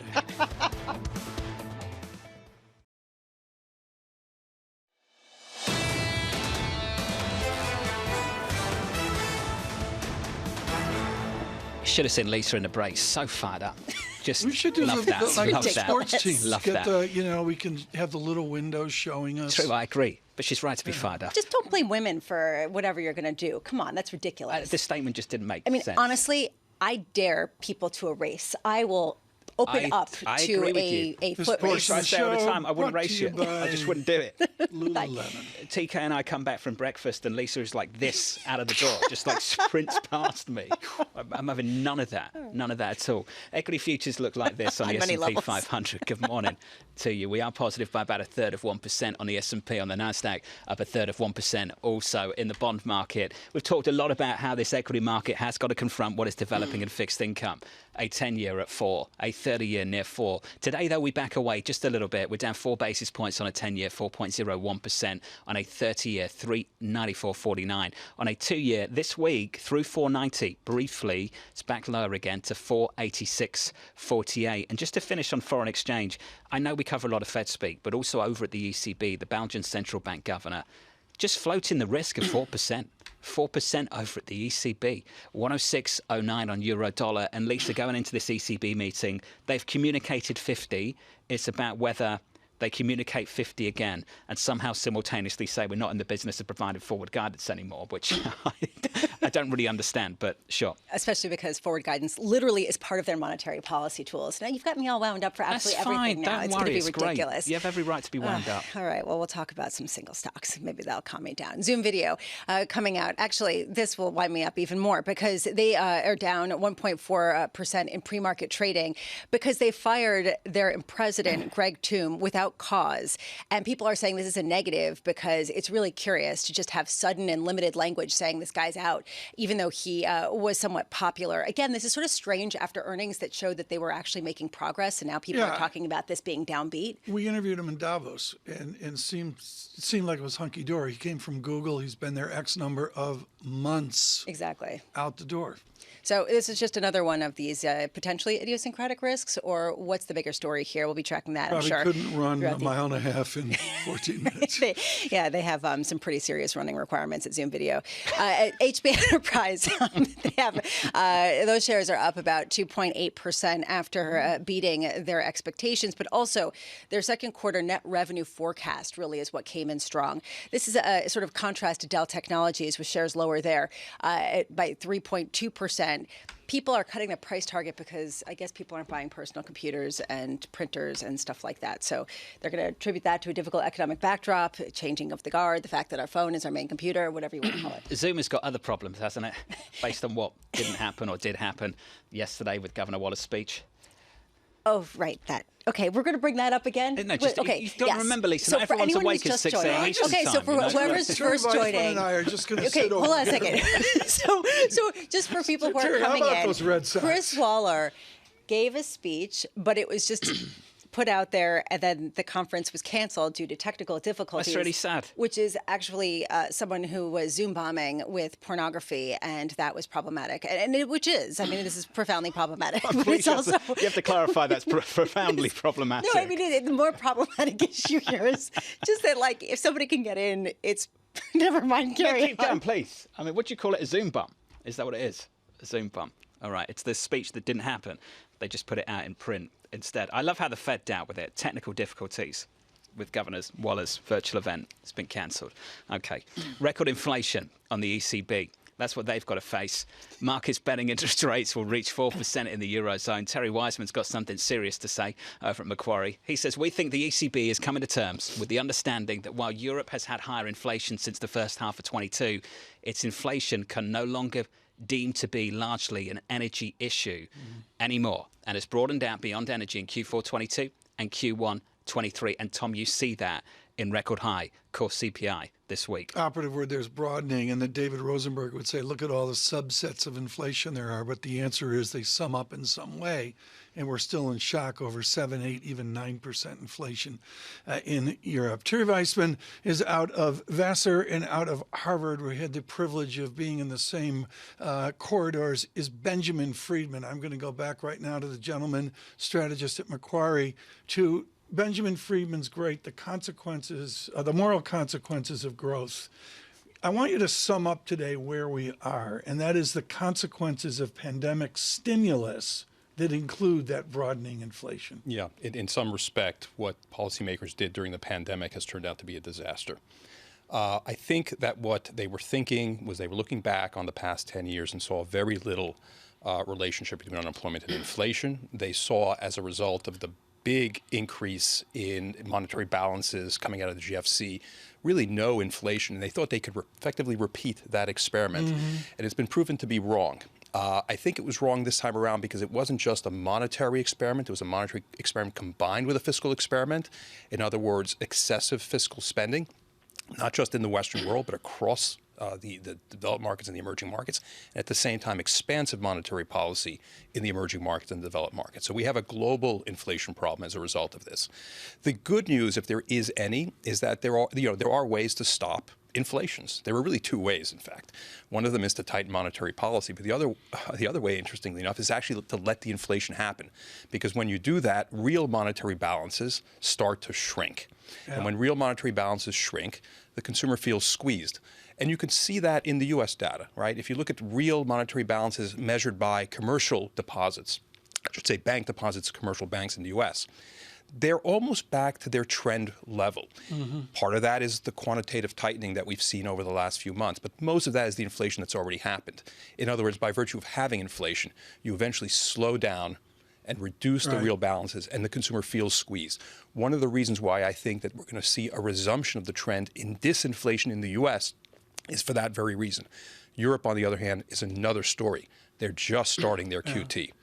Let's go Chicago on this. How do you overlay, as you mentioned, the monetary balances? How do you overlay the stunning increase and then stunning decline we've seen in M2? Go Milton Friedman on us right now. Is that of value to you to see M2 with such a plunge? It is. And I have to admit that, post the GFC, I might have been one of those who thought that money was no longer important. Right. I might have abandoned the old monetarist view coming out of the University of Chicago because the data simply didn't support it.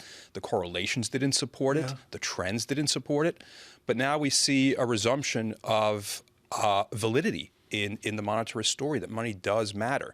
And we probably got to a point where those real monetary balances in the U.S. got to about 20% above the trend line. Well, guess what? That would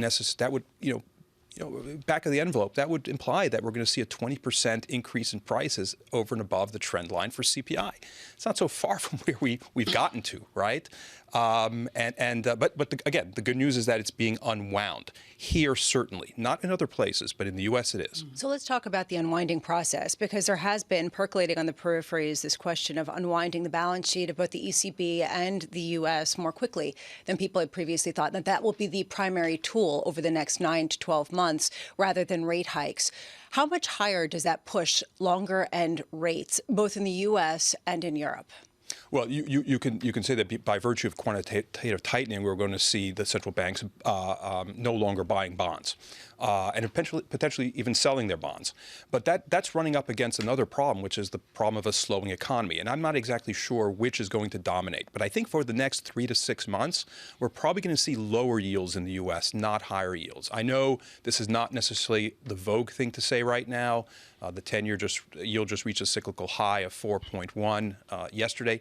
But keep in mind, my view is that we're going to see a slowdown in the U.S. economy in the next few months, and it will be significant.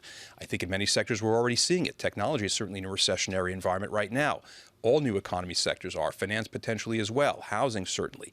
So that's going to broaden, and I think we're looking at peak 10-year yields right now. I think they're going to start heading down over the next 3 to 6 months. This is not important. by a lot, mind you. Okay, but this has important implications for a yield curve that has been deeply inverted. And does this mean that it gets even more so, substantially more inverted? Potentially, yes. But keep in mind, it depends how you measure that inversion. If it's 2s to 10s, and by the time we roll, 3 months from now, the Fed is signaling that it's about to stop hiking rates, well, that inversion may stop on a 2s to 10s basis. It may still persist on a 3-month to 10-year yield curve basis. So, Terry, what I'm hearing from you is that rate differentials between Europe and the United States could narrow.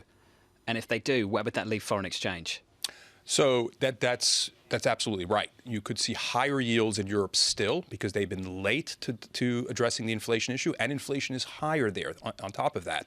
And I would make even a case that the esoteric truth out there is that the European economy is actually stronger than the U.S. economy right now.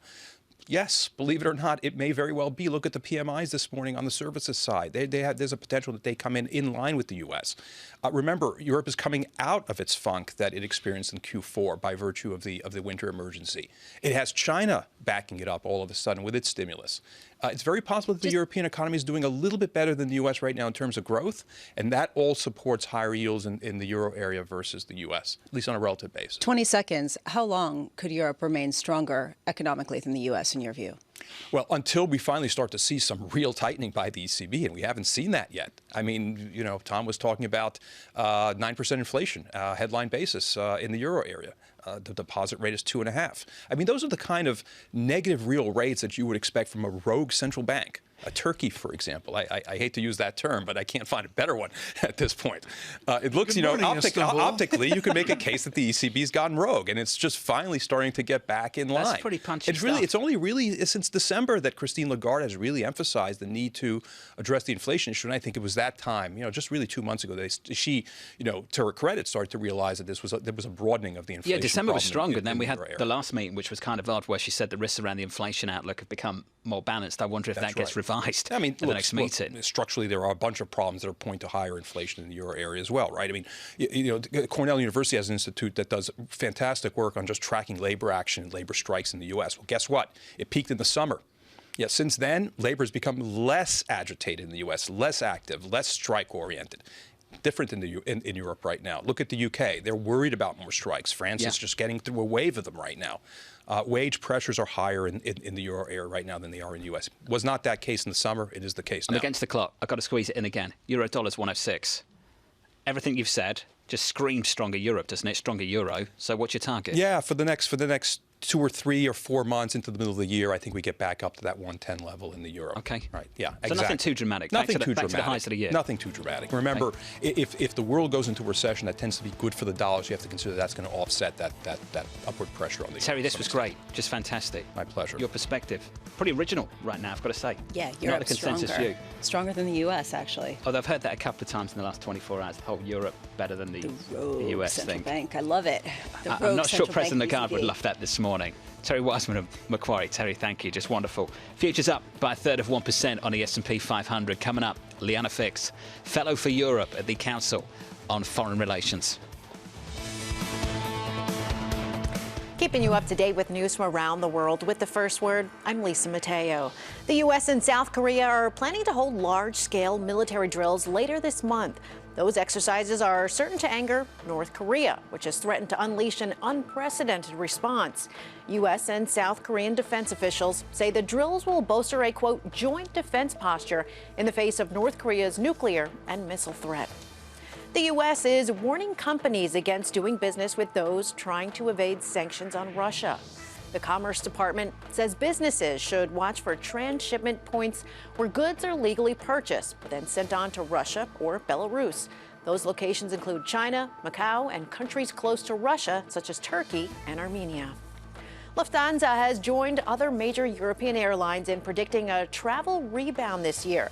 The German flagship carrier says summer vacations to the Mediterranean and travel on North Atlantic routes will be particularly strong. Bloomberg spoke with Lufthansa's CEO. Looking forward to a very strong demand for the year 23, starting at Easter, going all the way into the summer, but not just in general terms, but also very much focused on the premium classes, first class, business class, premium economy, and not just by corporate travelers, but to a much larger degree by individual leisure travel. Lufthansa is forecasting a significant improvement over its 2022 earnings. Global news powered by more than 2,700 journalists and analysts in over 120 countries. I'm Lisa Mateo. This is Bloomberg.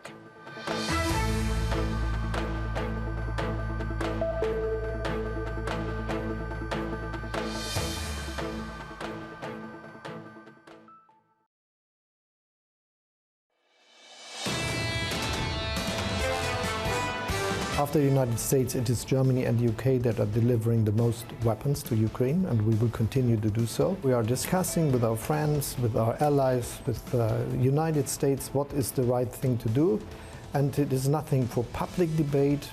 That was a brilliant conversation earlier this year between Olaf Scholz, the German Chancellor, speaking to Bloomberg's John Micklethwaite on ammunition and supporting Ukraine's war effort. That could come under the spotlight a little bit later, with the German Chancellor visiting the President of the United States, Joe Biden, in the White House, Tom, and the conversation about providing more ammunition, Tom, sourcing more ammunition. Seems to be front and center. Seems to be front and center in a big way. I'm not sure what ammunition is, if it's actually rifles, or I think it's really, isn't it, tank things that go in tanks and the rest. Well, I think at the start of the start of the conflict, Tom, it was about taking down old American stocks, wasn't it?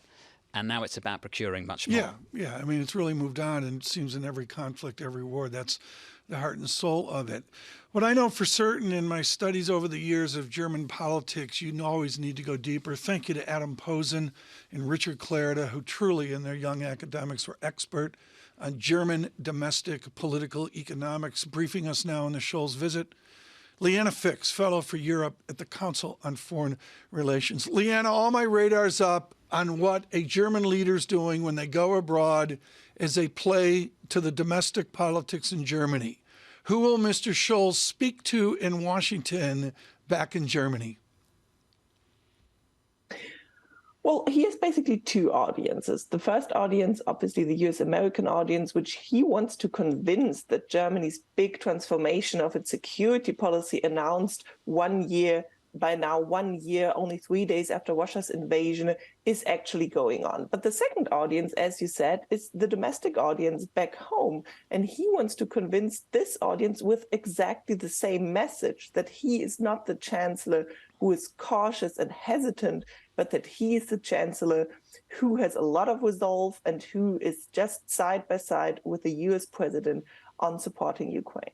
Our listeners and viewers are, of course, familiar with Chancellor Merkel. Discuss the shadow of Merkel upon Scholz as he visits Washington. Yeah, Merkel had this 16-year legacy, and comparing Merkel with Scholz is always a bit unfair because, of course, she got the status that she had, this icon that she became only after 16 years in power. In her first year, she certainly had more difficulties than she had after 16 years.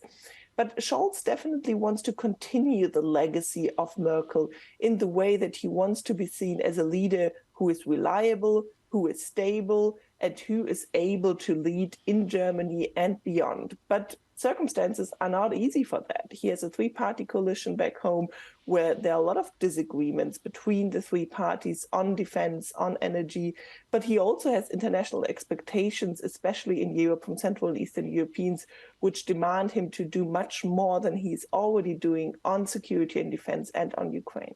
When it comes to giving a message forward and some of the challenges, the legacy challenges that Olaf Scholz has inherited, what do you expect his comments to be to President Biden about the potential for China to provide aid to Russia in the war in Ukraine? Exactly. That's the second big topic next to Ukraine, the possibility that China will deliver lethal weapons to Russia. And the chancellor has been quite strong in his speech in the German parliament about this. He warned China, do not do that. It was a strong message. And at the same time, Olaf Scholz was the chancellor who went to Beijing and who got China's leader to say that they would not find Russian or do not find Russian nuclear threats acceptable.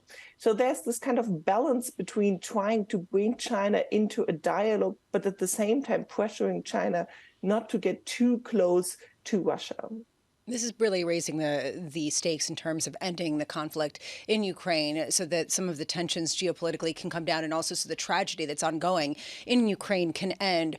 What is the roadmap that's being developed to get there? Well, the first phase of a roadmap, if one can call it so, is to give Ukraine the ability to mount another successful offensive this spring and summer. So it's not only about pushing back a Russian offensive, which is slowly but relatively unsuccessfully already going on, but it is really about giving Ukraine another last push to liberate its own territory. And then it depends where the situation stands. And it very much depends on whether Putin himself will actually be willing to negotiate, or whether by now a forever war is seen by Putin as a means to stay in power. Leona, the president, of course, with the pomp and circumstance in Warsaw, in Poland, explained Scholz and Germany's relationship with their near allies along the Eastern Front. I think that's a mystery to too many of us. Yeah, indeed. So there was this one moment when the war broke out where everyone was on the same page and had exactly the same threat assessment of Russia. But that was not the case before. Central and Eastern Europeans were considered to be the Cassandras in the European Union, who were always warning against Russia. And by now, 1 year after the war, we see that some member states go back into their more or less traditional thinking. So again, the Central and Eastern Europeans are perceived as too hawkish. And on the other side, the Central and Eastern Europeans perceive Germany and France as too cautious and too aware of escalation risk, basically buying Putin's bluffs. Where would you guess? I mean, Leona, you're incredibly holistic in your knowledge on this, on foreign affairs around the matter of this war. Where are we in a year? It's a completely unfair question, but where do you perceive we're going to be a year from now? Well, a year from now, first of all, we will be in US election season. And I do think this will make a difference in the way how Ukraine is supported. Support will not stop, even though the Congress looks different than it looked when the war started. But it will be more difficult to have these kind of very big pushes of support for Ukraine, financial support that we've seen in the past. And it will also be difficult for Europeans to compensate for that. So I do think we will have some sort of more or less dynamic line in Ukraine re-established, depending on how successful Ukraine was this year in its counteroffensive. And then we might have some difficult negotiation process going on or not. And that means if Putin is not willing to negotiate, that Ukraine needs to be armed for the next year so that it can continue to be a shield that protects Europe and NATO. Leona, have you noticed any correlation between the performance of the European economy and the degree of support the European governments are willing to offer, or rather European electorates are willing to offer to Ukraine? Yeah, so one big element was that European nation states threw a lot of subsidies into supporting the energy sector, much more actually than, for instance, in Germany, was spent on security, on defense. So this element to keep especially the economies afloat with more or less, I mean, the energy prices were very high, but not to let them skyrocket entirely. This was an important effort to communicate and signal to the domestic population that support for Ukraine is important, but at the same time, European economies have to stay strong, because otherwise they will not be able to sustain this effort of sanctions against Russia and decoupling from Russian energy. Well, they're certainly better now, the economic outlook anyway. Leona Fix there of the Council on Foreign Relations. Thank you very much. Earlier on in the last week or so, Catherine Mann over at the Bank of England on the MPC, one of the more hawkish members of the central bank in the UK, mentioned that perhaps some of the fuel energy subsidies were complicating the effort of the central bank to hit its inflation target, because ultimately energy prices have come down. According to the Times in the UK this morning, the Chancellor is poised to extend the energy price guarantee. So I do wonder if energy prices continue on this downward trajectory, and that helps consumers just a little bit more, and then they start to spend elsewhere, which is arguably what's about to happen in the United States as well, given the fall in prices we've seen, whether it makes the job of these central banks even more difficult, because in Europe at least, much more so of course than here in the United States, in Europe specifically, there have been these energy relief programs, Lisa, which have supported the economy and supported consumer spending. It also highlights the really complicated nature of this moment, because there are people, particularly in the lower and middle income brackets, that are seeing real income destruction. And honestly, you look at real wages, they have not kept up Europe even more than in the U.S.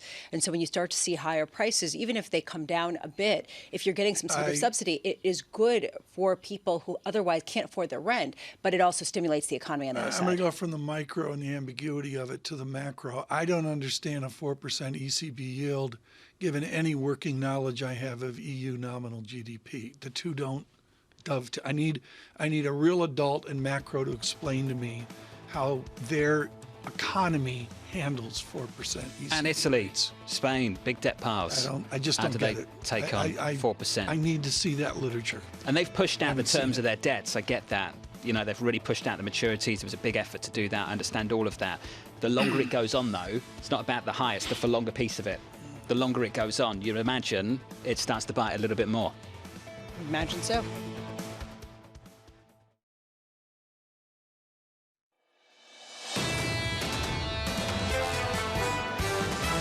The Fed gets a hard rap because of missing the early rate hikes, but 25s from here is quite smart. We've seen from a lot of Fed speakers a lean in to a more hawkish narrative. Some of them are teasing the idea that 50s could still be on the table. It's pretty hawkish stuff. It's basically saying we're going to be up here in restrictive territory, at least in their mind, for a period of time into 2024. Inflation expectations have gone up dramatically over the last 30 to 45 days. In the end, they're going to have to go hard enough that something's going to break.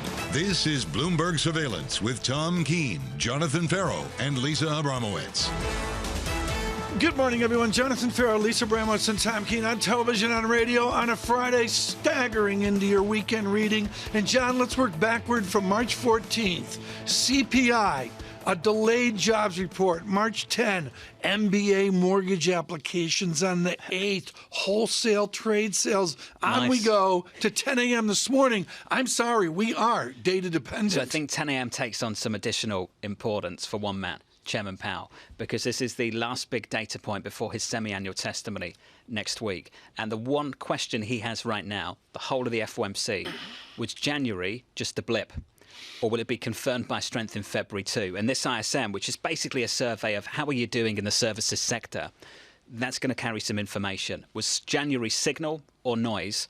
And we're going to find out in a couple of weeks. This is, of course, a huge January report we got with revisions. Everybody agrees it was a big, big number. But I'm going to go to a European tinge here towards the chairman's comments, and that is it's all about inflation, and every single politician he confronts. Doesn't matter what the party is, we're all equal opportunity on inflation. Europe's standout. It started early in the week. You've got the breakdown of country to country, Spain, France, Germany. Inflation's too high, core CPI all-time high. But I think Europe is just, Tom, there's a different timeline here. Europe's like 6 months behind where the United States was. The worry with the US right now is that we get a re-acceleration of the economy. And when it started, just for a moment, when it started to look like the disinflationary trend was starting to bite, then it flipped the other way. And we'll find out if that continues. Doug Cass listens to John Ferro from the Volcker era, 12.7% mortgage rate, John, 8.1% down to 6.3%. Then we cratered out at a 4.1, that's the mortgage you got, John, 3.9% in the 2020s, boom, 6.85%. You joke, who's taking it? Who wants to leave their 30-year fix at 3%? Who didn't remortgage the house in the pandemic? If you didn't, I'm so sorry. I wish you had done. 30-year fix at 3%, I wouldn't be giving up that at all. In fact, if I had that and I was living in a house that I didn't really like, I'd probably keep living in it anyway. Yeah, and 3% versus 7, not a chance I'm moving. Hatzius at Goldman Sachs made his claim with mortgage equity withdrawal. And Lisa, that's a reality. Whether it's what we're living here in the surveillance bubble or nationwide, the housing dynamic is just gone. It's hard to understand the transmission mechanism of a policy that isn't taken up by the individuals who really would be transmitting it, essentially. In other words, if people don't take out the mortgage, does it matter? If you raise rates to 7% and no one pays it, did you raise rates? And I think that really is the conundrum. What are lag and very long and variable effects if we're looking at a market that's immunized itself from higher rates for a decade, 2 decades? I look at it and I think it's the stew we're in. We're going to go to a wonderful guest here for a substantial interview this morning, but I think we got to do the data. I'm going to say, John, the data is sort of, to borrow from Greenspan, quiescent. I got a VIX under 20, which surprises me. Everyone jumped all over the Bostic comments from yesterday, hoping for a summer pause, a pause in late summer. I'd just say, well, look at market pricing. The peak is in September anyway, so those comments are just kind of meh. They don't really mean anything. Every Fed official is basically saying the same thing. On the one hand, if February confirms January, we might have to go further. And if it doesn't, then OK, we projected back in December, and maybe that's where the dots will stay. And we're going to find out in the next month going into the Federal Reserve meeting. I understand in markets you can't wait for that, which is why we've priced yields so much higher over the last couple of weeks. Your 10-year right now just north of 4%. Yields in 3 or 4 basis points, Tom. Equities with a lift, a marginal one, up a third of 1% on the S&P. To your point, TK, the data, the big data point, about 2 hours away. 2 hours away, and we'll see what that does to a 10-year yield at 4.01%. He is focused, maybe a bit shorter. Jerome Schneider, I think he inherited Bill Gross's Monroe Trader out at PIMCO. He does the short-term ballet there with a 4.87% 2-year yield and joins us this morning. Just an open question on your desk. What is the focal point within the short-term space? There's a couple of focal points. Clearly, the topic du jour is simply that cash is back, bonds are back, yields are higher. We can find a lot of attraction simply being at the front of the yield curve. That's sort of a known. But the minutia, which really investors and savers need to think about, is the fact that depository rates are low. They need to be incentivized to really look at that, move out of 1% and 2% depository rates out the curve, even into T-bills, short-term strategies, 2-year notes, things like that. The second thing is that clearly the Fed is data dependent, but that's also going to create an evolving process, not necessarily that now that we're approaching the 5.4, 5.5% terminal rate that people expect, but more importantly that the cutting mechanism is focused less on supporting growth, and that goes for the ECB too as well, Tom, focused not on supporting growth, but focusing on fighting inflation. We know that, and that's a fundamental change compared to where we've been over the past few decades in terms of that. And the final thing really to think about is don't necessarily be worried about liquidity conditions in the near term. There's plenty of excess reserves around in the system, and et cetera.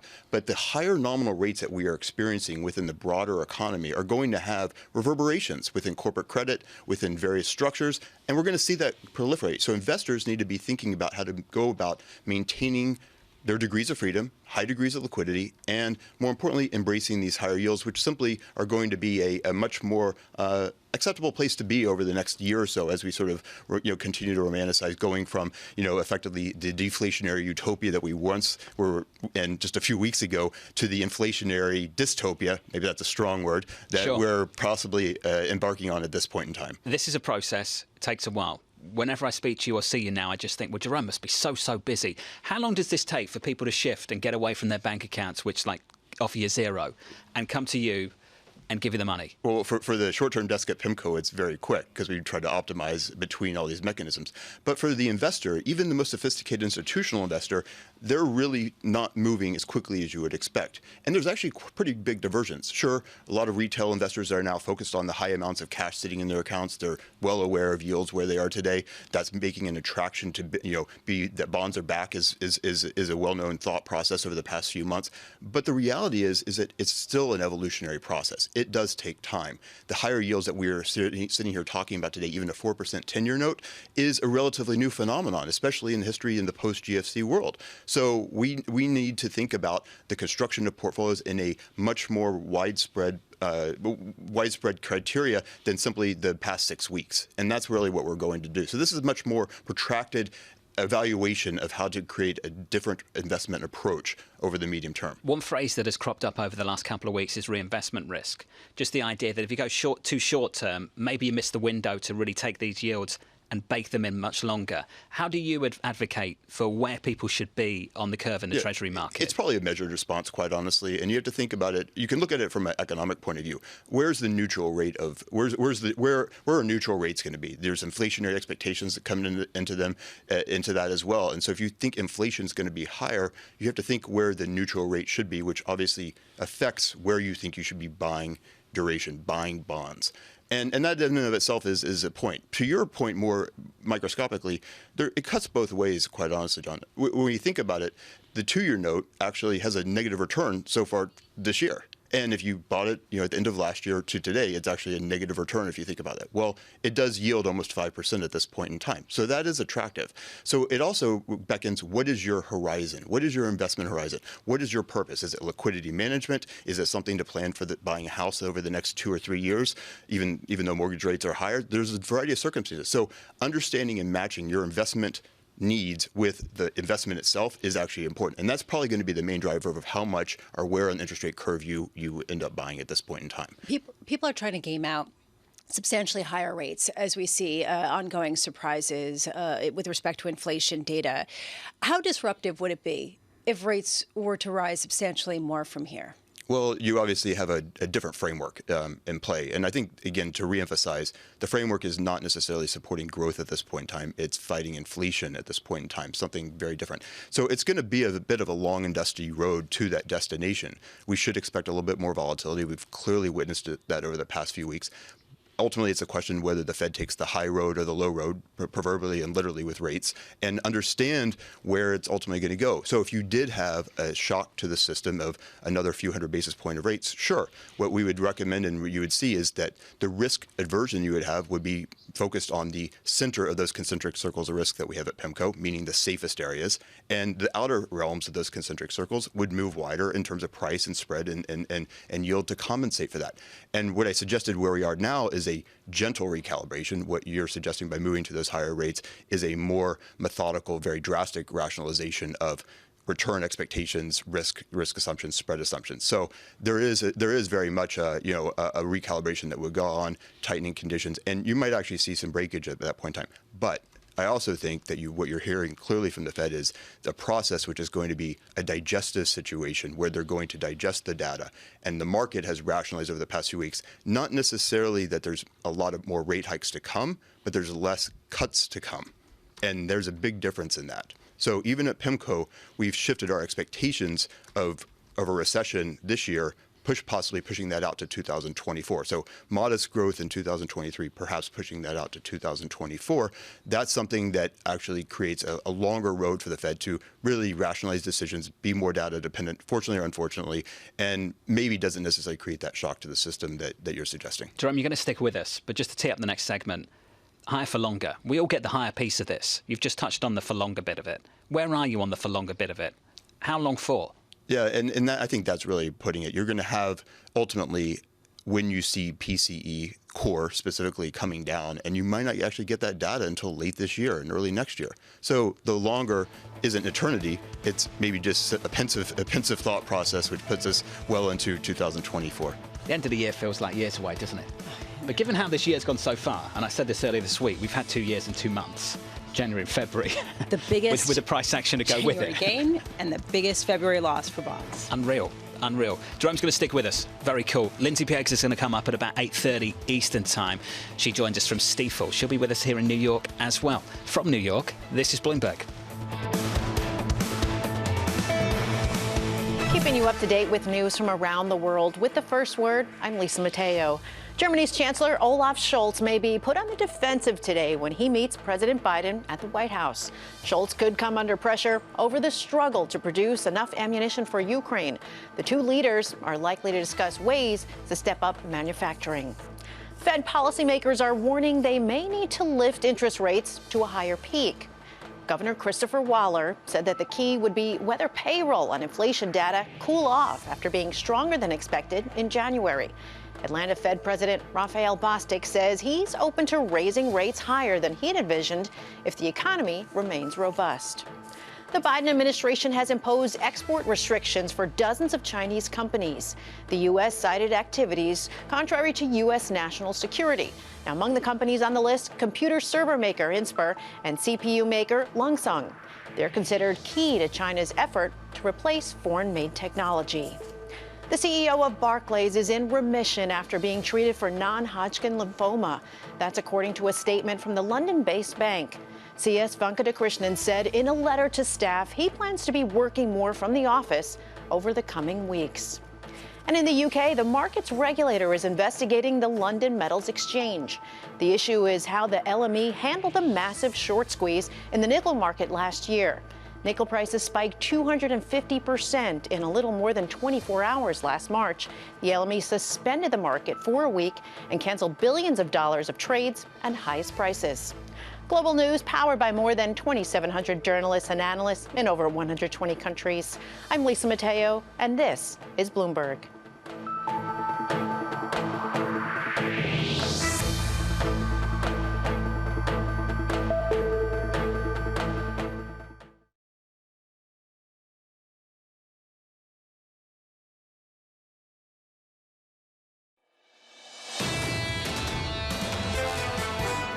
I think the way the Fed is pursuing policy here is kind of smart. I know the Fed gets a hard rap because of missing the early rate hikes, but 25s from here is quite smart. They got to keep on 25s and level off.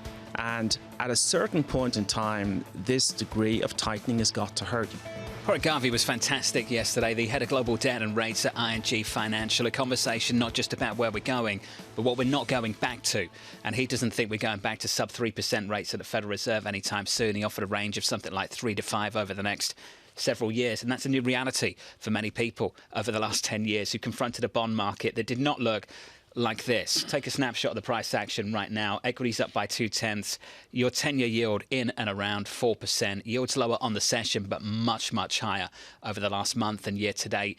In the FX market, Tom, euro dollar 106.14. What a week it's been for Europe. Inflation data just looking stickier. Stunning. And it is the high point of the week. It is the key thing of the week. Core CPI, the record high there. sequence of data there. I still don't know what to do with it. I don't know what to do with it. ECB's got to figure out what to do with it. Yeah, there's no question about that. It is a joy to have Jerome Schneider with us with PIMCO. He continues with us in the short-term space. Undiscovered Jerome this week was what I'm going to call the Ides of October. I know you run your short-term portfolio off lunar astrology, but not the Ides of March, but the Bloomberg Total Return Index reached a low in October of last year. Price down, yield up. Very quietly this week, we slipped below the history here between October and now. Is there a possibility we retest price down, yield up that we saw in October? And what will be the consequences to short-term paper? Now that you divulged the secret of the short-term desk at PIMCO, I'm embarrassed. Well, but the reality is that there's one thing very different in the calculus today than October. Yield. When you think about total return, whether it's a short-term bond fund, a total return bond fund, income, it's the composition of capital appreciation plus yield. And that yield and carry component is worth 500 plus basis points, depending on the type of strategy at this point in time. That in and of itself can alleviate a lot of the capital appreciation or depreciation you say. So when I said before, be careful owning the 2-year note because it's actually a negative total return this year. Yes, we're looking at a microcosm of a couple of months. In general, if you're holding it to maturity, you will make those yields. But there's different ways to manage your interest rate exposure. Well, interest rate exposure is a sensitivity. That's right where I wanted to go, and I'm going to play it off Mandalorian because I know at PIMCO, when they make a successful trade, they go, this is the way. But the answer is you and Crescenzi are the only two people on the planet that read Fibonacci cover to cover. And to keep it real simple here, do I gather a 10-year success by taking 5 2-year tranches out? Is that where we are right now in terms of retail clients? Grab the 2-year and tranche it out 5 times? I think what investors are looking to do is simply navigate the next 1 to 2 years of uncertainty in the macroeconomics. And typically, you're having an inflection point. You own equities because you believe that there is a rate stabilization and inflation understanding that is going to be stable for the next umpteen years. And that inevitably owning an equity is effectively owning a long duration bond with some given profitability, earnings, and obviously risk-free rate assumptions baked in. What we ultimately want to think about, though, is investors have had a lot of reinvestment to do over the past few years, and then they were faced with uncertainty, wars, pandemics. These are all factors that really change the psychology of investors that we have to think about things that we haven't seen in many years. In fact, many traders today on Wall Street, young people haven't seen many of the phenomenon that we are witnessing today, even positive rates as an obvious example, inflationary expectations in the general population. These are things that we haven't seen in 40 plus years. So the calculus is ripe for a pause. It means that traditional mechanisms for just simply earning interest put the baton firmly in the hand of savers, and it doesn't necessarily mean you need to make these bold predictions in terms of taking a lot of risk at this point in time. Having some optionality, just like the Fed, is exactly what investors want to do at this point in time. When you talk about optionality, people have gotten a little bit hysterical this week, and I admit that I understand why. This feeling that maybe we have totally underestimated inflation and how sticky it is globally, what central banks have to do, what a terminal rate actually looks like. There has been a reset this week. What gives you the PIMCO confidence that we're not at that point, that the market's gotten ahead of itself right now, that the Fed doesn't need to do that much more, it just needs to pause, and that the data that's coming in shows progress, even if the headline big numbers aren't necessarily screaming that message? Yeah, we are actually debating this next week at PIMCO in our cyclical forum, which we look at the next year or so view of where we're headed for the economy. I think one of the healthy debates in there is not necessarily just where the neutral rate will be and where their interest or inflation expectations come down, but really how sticky they are going to remain. And I think, unfortunately, we are on this long road, and we are not necessarily knowing where the end of that road is going to be. So the consequence is the Fed's going to probably remain on hold. They're going to be faced with PCE, core PCEs that are well above that 2% number. We don't necessarily see that coming down until 2024, possibly 25 at the earliest. So the consequences is that there is a lot of unknowns right now, and that's perfectly fine. And investors, unfortunately, have to be prepared for that uncertainty as a result. So what we want to do, and as a practitioner, is prepare portfolios for that resiliency that we think is going to be necessary to survive the uncertainty of the next few years. So can you give us a sneak peek into that committee brawl and this sort of discussion, what the range of views looks like in terms of terminal rates, in terms of inflation over the longer term? Yeah, I wouldn't necessarily give the depiction of an economic gladiator set, but it is effectively a healthy debate, and we put all these variables in. We want to effectively understand how portfolios can behave in a variety of circumstances, left tail, right tail, and then ultimately rationalize it in this higher rate environment. As an example, when we actually think about this environment right now, we're faced with a multitude of things which create different levels of uncertainty. However, higher rates create different outcomes than zero or near zero or even negative rates. So we have to think about the construction and that confidence. We think that, as I said previously, that we're not necessarily going to see a recession, in 2023. It might get pushed to 2024. That in and of itself puts us in a situation where the Fed probably has a little bit longer runway to be on that holding period for a little bit longer here. It doesn't necessarily create saying that this is fair value right this second. There's clearly curve construction, curve considerations where the 10-year note is, which involves term premiums, and that's obviously a factor whether you want to be in the vicinity. But a 4% 10-year note, 5% 2-year note, those are very different constructions of owning duration, owning bonds, which makes it a very interesting environment at this point. This goes to the heart of what we were talking about 2 hours ago, which is suddenly you get a higher rate, you get some inflation, you get some nominal GDP, and things actually work out better, giving Powell and Lagarde breathing room. This is transformational. I'm not sure anything about what's happening right now gives Powell or Lagarde breathing room, though, given what's happened in the economic data recently. I misspoke. Oh, right. Was that a correction? That was a correction. Oh, right. Nice. Surveillance correction. It's rare. Jerome, thank you. It's good to see you, as always. Getting ready to run the Jerome Snyder at PIMCO. Get ready for this. Next hour on Bloomberg TV. Great lineup. The clinic on fixed income continues.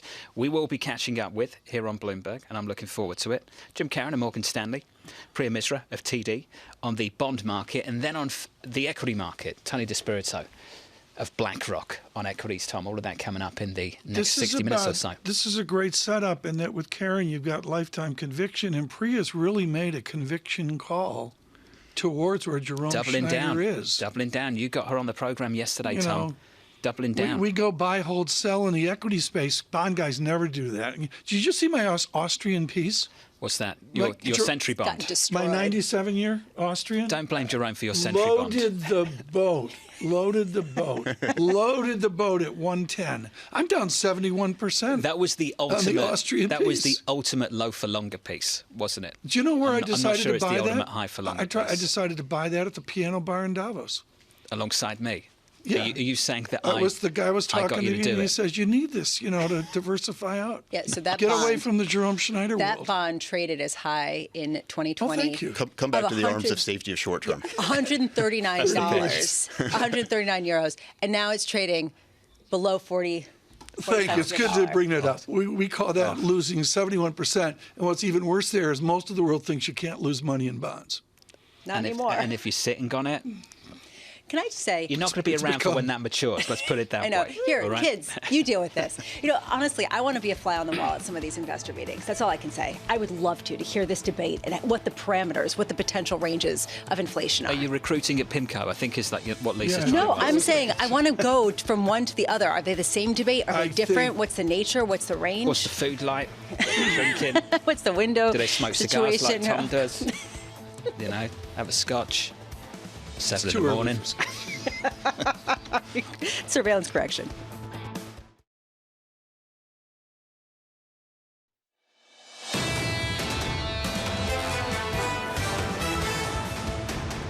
Bloomberg Surveillance, Lisa Abramowicz and Tom Keene on a Friday, preparing for your weekend reading, getting into an incredibly busy week next week. Right now, we need to go to the economic data with Michael McKee. Wait, there's no economic data, but 10 a.m. is so important.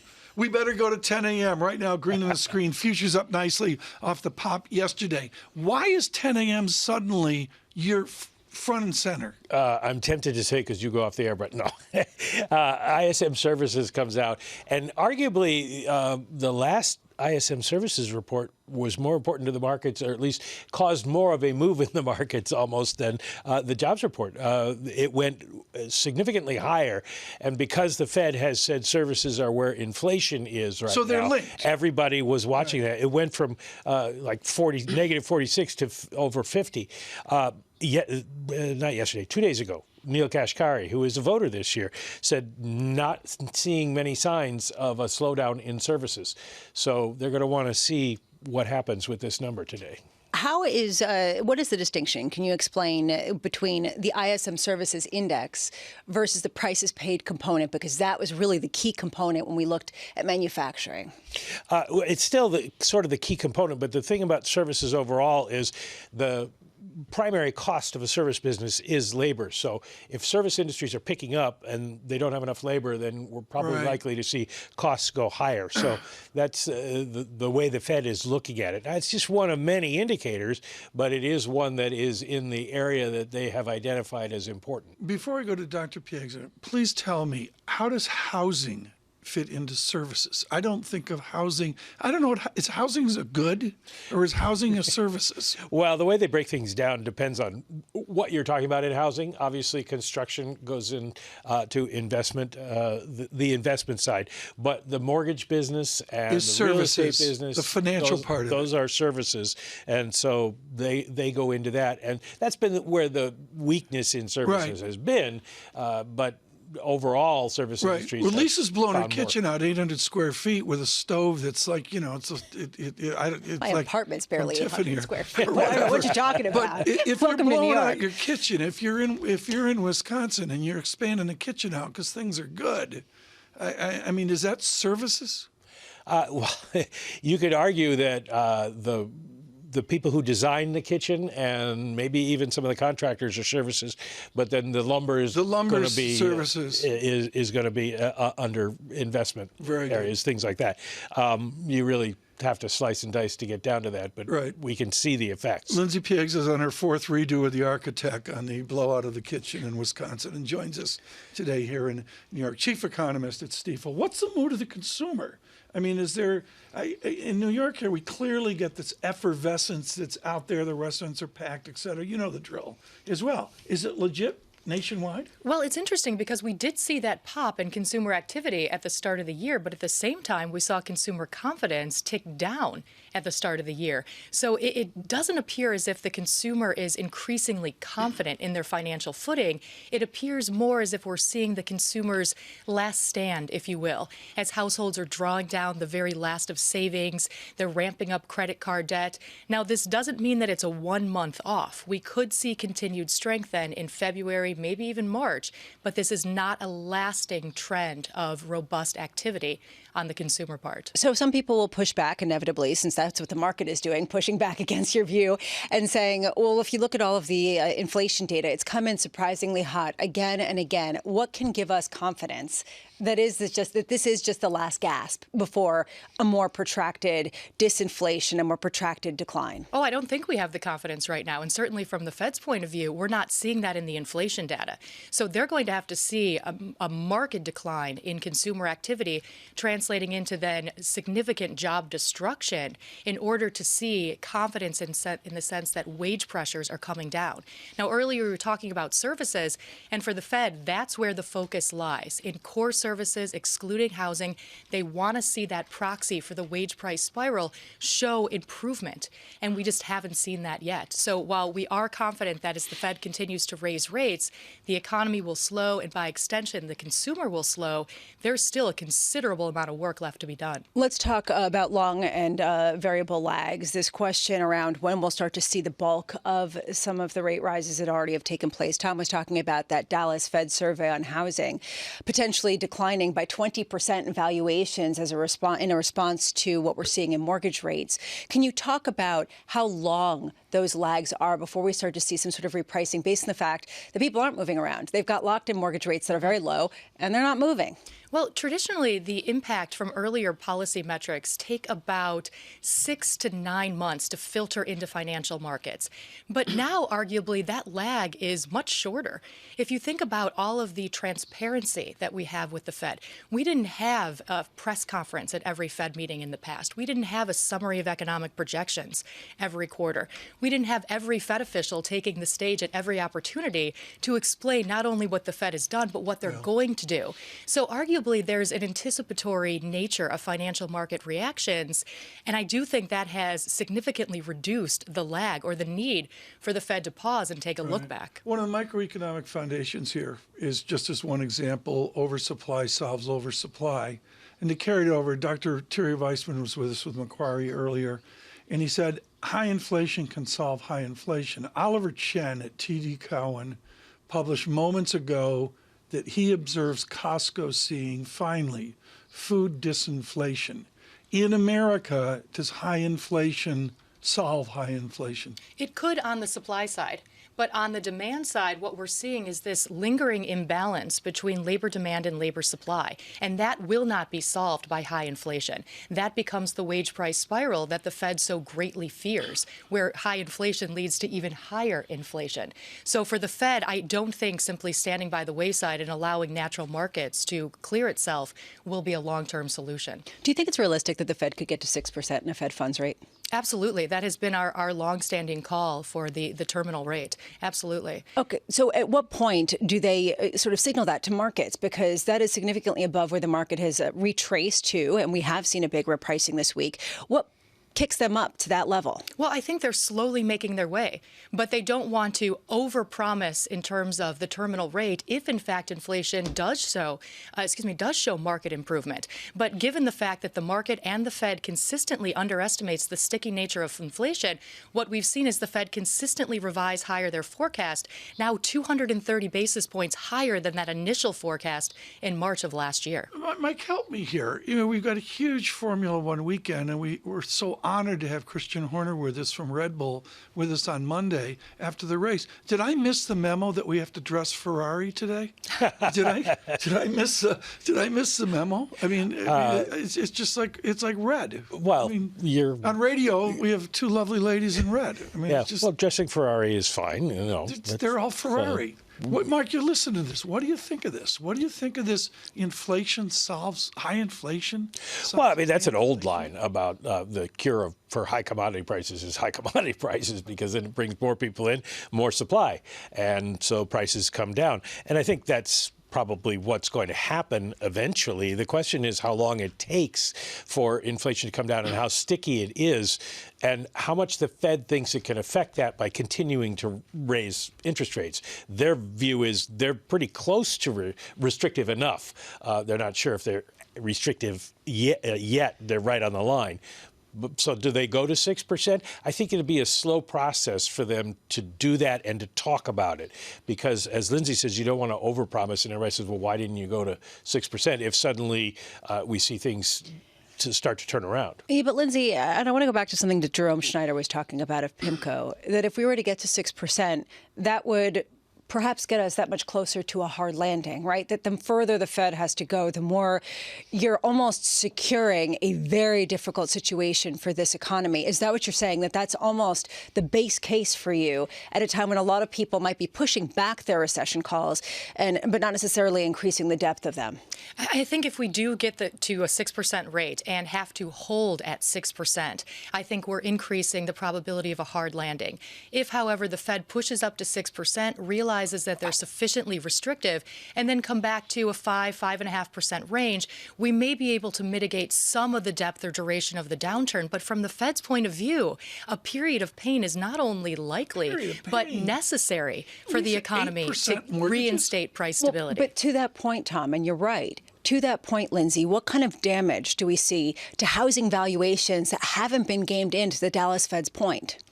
We're going to see a significant decline, absolutely. But remember, when we talk about this housing market cycle, I think it's a very maybe superficial analysis to assume that because it's the most interest rate sensitive sector of the economy, as the Fed raises rates, the housing market falls off a cliff.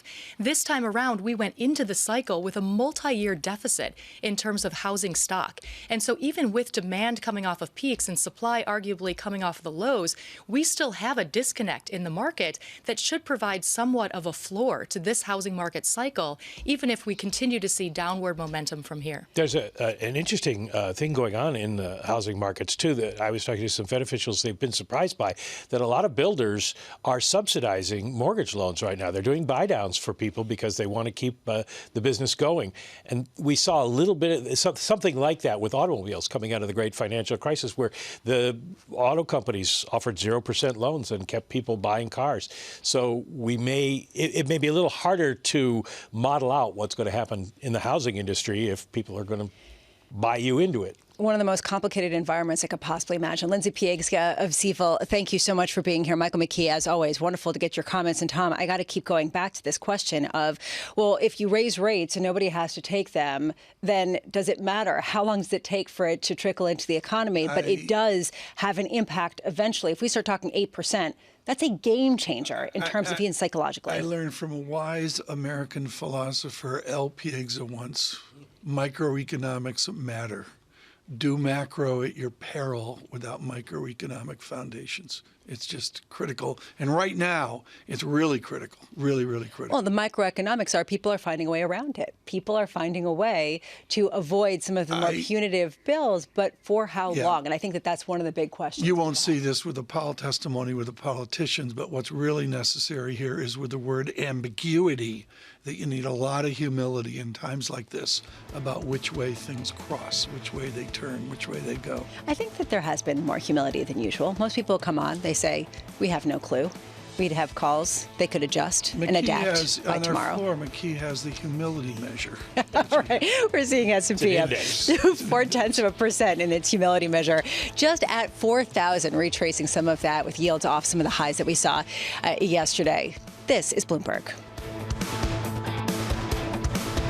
Keeping you up to date with news from around the world. With the first word, I'm Lisa Mateo. The U.S. and South Korea are planning to hold large-scale military drills later this month. Those exercises are certain to anger North Korea, which has threatened to unleash an unprecedented response. U.S. and South Korean defense officials say the drills will bolster a, quote, joint defense posture in the face of North Korea's nuclear and missile threat. The U.S. is warning companies against doing business with those trying to evade sanctions on Russia. The Commerce Department says businesses should watch for transshipment points where goods are legally purchased but then sent on to Russia or Belarus. Now, those locations include China, Macau, and countries close to Russia, such as Turkey and Armenia. Apple partner Foxconn is stepping up its shift away from China. The Taiwanese company will spend about $700 million on a new factory in India to make parts for the iPhone. The plant will be built near the city of Bengaluru.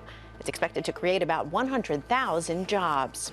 And shares of Dell are lower after posting a disappointing outlook that stoked fears of a prolonged downturn in demand for computers and office equipment. Dell expects revenue will decrease about 19% in the quarter that ends in May. The forecast overshadowed better than expected earnings in the fiscal fourth quarter. Global news powered by more than 2,700 journalists and analysts in over 120 countries. I'm Lisa Mateo, and this is Bloomberg.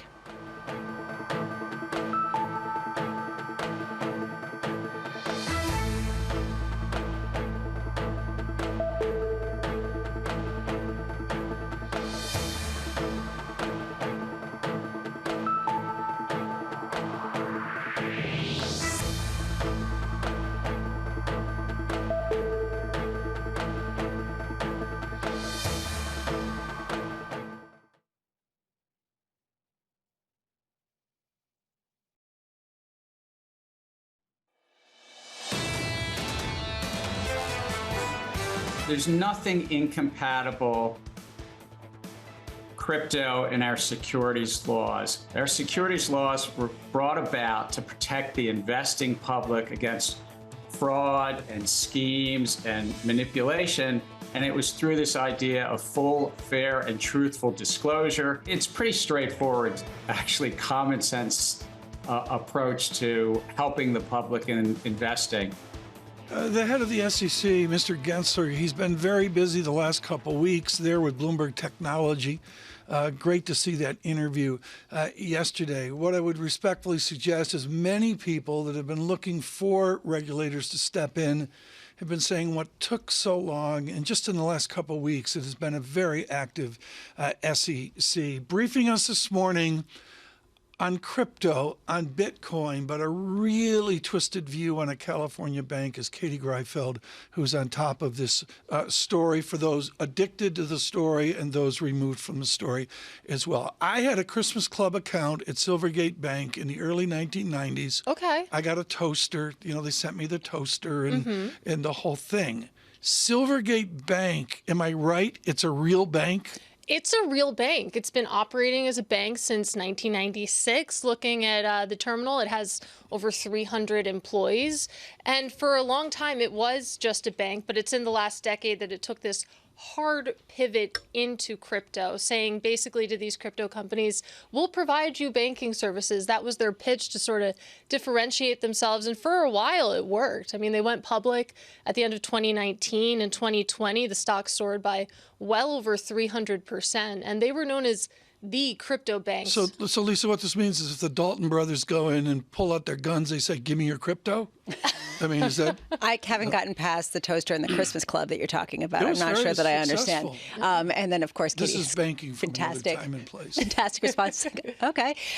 So I am curious, though, this sort of take us to where we are now, which is a massive plunge in the shares, a going concern, of fear that they don't necessarily have the capital that they need to fulfill all of their obligations. Is this just the first shoe or the second or the third shoe to drop in a process that is others, or is this just basically one of the main contenders that hadn't seen the massive losses yet to date since what we've seen? I've lost count of the different shoes, but I will definitely say that it's a shoe, and it's a surprise shoe because, again, this is a real bank. It's a U.S. regulated bank. It's been in business for decades. But how we got to today gets back to that pitch that it made to those crypto companies that basically we'll take your deposits, we'll hold them for you, we'll do traditional banking stuff with them. And they had clients such as Gemini, such as FTX. And after FTX... I have to interrupt. They didn't hold crypto, they hold cash like a normal bank. So when you go to a crypto exchange, when you go to an FTX, or in the past when you did this, you would give them your money, and then they would have to do something with the money. So they would give it to a Silvergate, for example, to hold those deposits. And when FTX went under, you had this crisis of confidence, and Silvergate basically had the equivalent of a bank run. You had all these clients trying to pull their money out at once, and that was extremely damaging for Silvergate. And the news this week, why they plunged 58% yesterday, basically was because they weren't able to file their 10K, and their reason was they still need more time to assess the damage to their finances. The money question here to Robert McTeer, and I believe 40 years ago when the S&L crisis was a tangible thing that we all, trust me, we literally woke up every day. 8 banks in Maryland, or will it be 6 banks in Texas? Are there other Silvergates with crypto? There is Signature Bank, for example, was another big crypto bank, but really it was Silvergate. I mean, I can't stress enough, this was the crypto bank if you wanted to go to a pretty much reputable institution that you could be pretty confident that they would have your money. I mean, they're FDIC insured, et cetera. So to see them go under, really not under, of course. They're still evaluating whether they can remain in business, but it was surprising. For people who aren't necessarily in the crypto market, who've been watching on the peripheries and trying to understand what this means in terms of froth being taken out of the system, new asset classes, the regulation that might come up, what's been the takeaway so far? What's the significance of yet another shoe among the myriad shoes to drop? It was surprising to me that this actually did rattle the price of Bitcoin, because that was one of the big narratives around November when FTX went under, was why isn't the price of Bitcoin really moving? And you look at Bitcoin today, it's down 4.5% or so. You can see it plunged really steeply overnight. And that's because it also has this payments system so that crypto companies can send money back and forth to each other. Traders can do that. And to have that compromised or people stepping away from that, it really brings into a question of liquidity. How are we going to send money around within the crypto ecosystem? That becomes more difficult now. There's been a discussion around institutional investors standing by crypto, saying that there is a reason for it to exist in terms of just having a way to transact away from some of the payment processors that are cross-border and have some sort of frictions. Are institutions moving away from that? It's hard to say. I mean, if you think about the problem that crypto and Bitcoin was trying to solve initially, it was exactly that, a more efficient way to send payments cross-border without having to pay high fees, et cetera. How close we are to that vision being realized feels like maybe we took a step away from that. I would say you're probably not going to see companies coming out and adding Bitcoin to their balance sheet, a la MicroStrategy, for example. But in terms of the investment appetite for Bitcoin, I still talk to asset managers who say, you know, maybe it's a 1% allocation, but it's not 10%. I look at this moment, and with Mr. Gensler speaking yesterday to Bloomberg Technology, today seems to be a watershed where other banking institutions, banking regulators step in. I mean, that's what happened in the early 80s with the S&L crisis, is the adults showed up to shut down banks. Is this the day where the adults show up in crypto banking? The adults would tell you that they've been trying to show up. If we think back to January, you had the Fed, you had the FDIC, you also had the OCC warning that basically banks should be very careful about how they handle crypto. But we just had a run on the bank, and it's a one. I mean, Jimmy Stewart's not involved. I mean, this is the whole conversation around regulation and crypto, is that where have regulators been? They've been very behind. I mean, it moves so quickly, it's been hard to keep up with. But a conversation that we're having around Silvergate, I think, will light perhaps another fire under the space about how banks are handling digital assets. But, I mean, Silvergate, this story is being written right now. Just as we talk about regulation, when we write the chapter on 2023, are we going to be talking about the shift from certain speculative crypto assets to the embracing of stable coins and this question of using a token that's backed by an audited amount of cash that's held at a custodian? Is that where we're moving, and is that where regulators' heads are?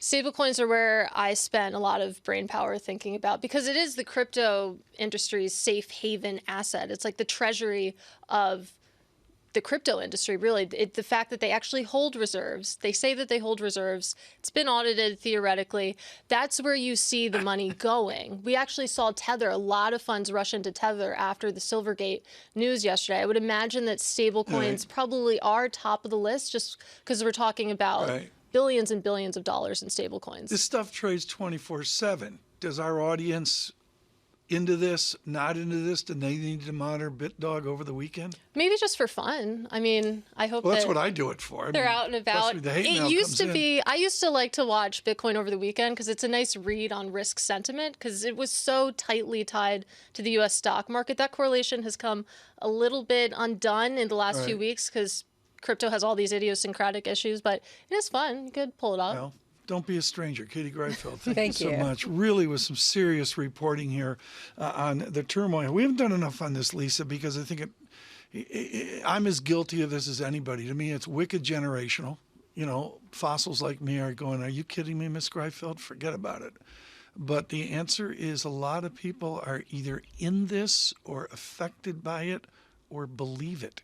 There was one venture capitalist who said to me about why he supports certain crypto assets. And he was saying, you know, if you spend time in a third world country or somewhere where the currency doesn't have necessarily any stability, the idea of having some internationally accepted exchange is appealing. The question is how to execute that and what is the best instrument for that. But on a high-minded level, to have something that's away from Western Union or away from the banking industry that, you know, isn't going to necessarily have that friction and that cost, theoretically, if the price were to stay the same, it has a purpose that makes sense. The question is how it's being executed and some of the creativity, financial creativity that came up around it and outright fraud has muddied the water. We're going to see on that. And certainly that's been a focus, I think, of Ken Rogoff and the Curse of Cash and, frankly, the research work at BIS as well on the efficacy to some really challenged financial systems worldwide.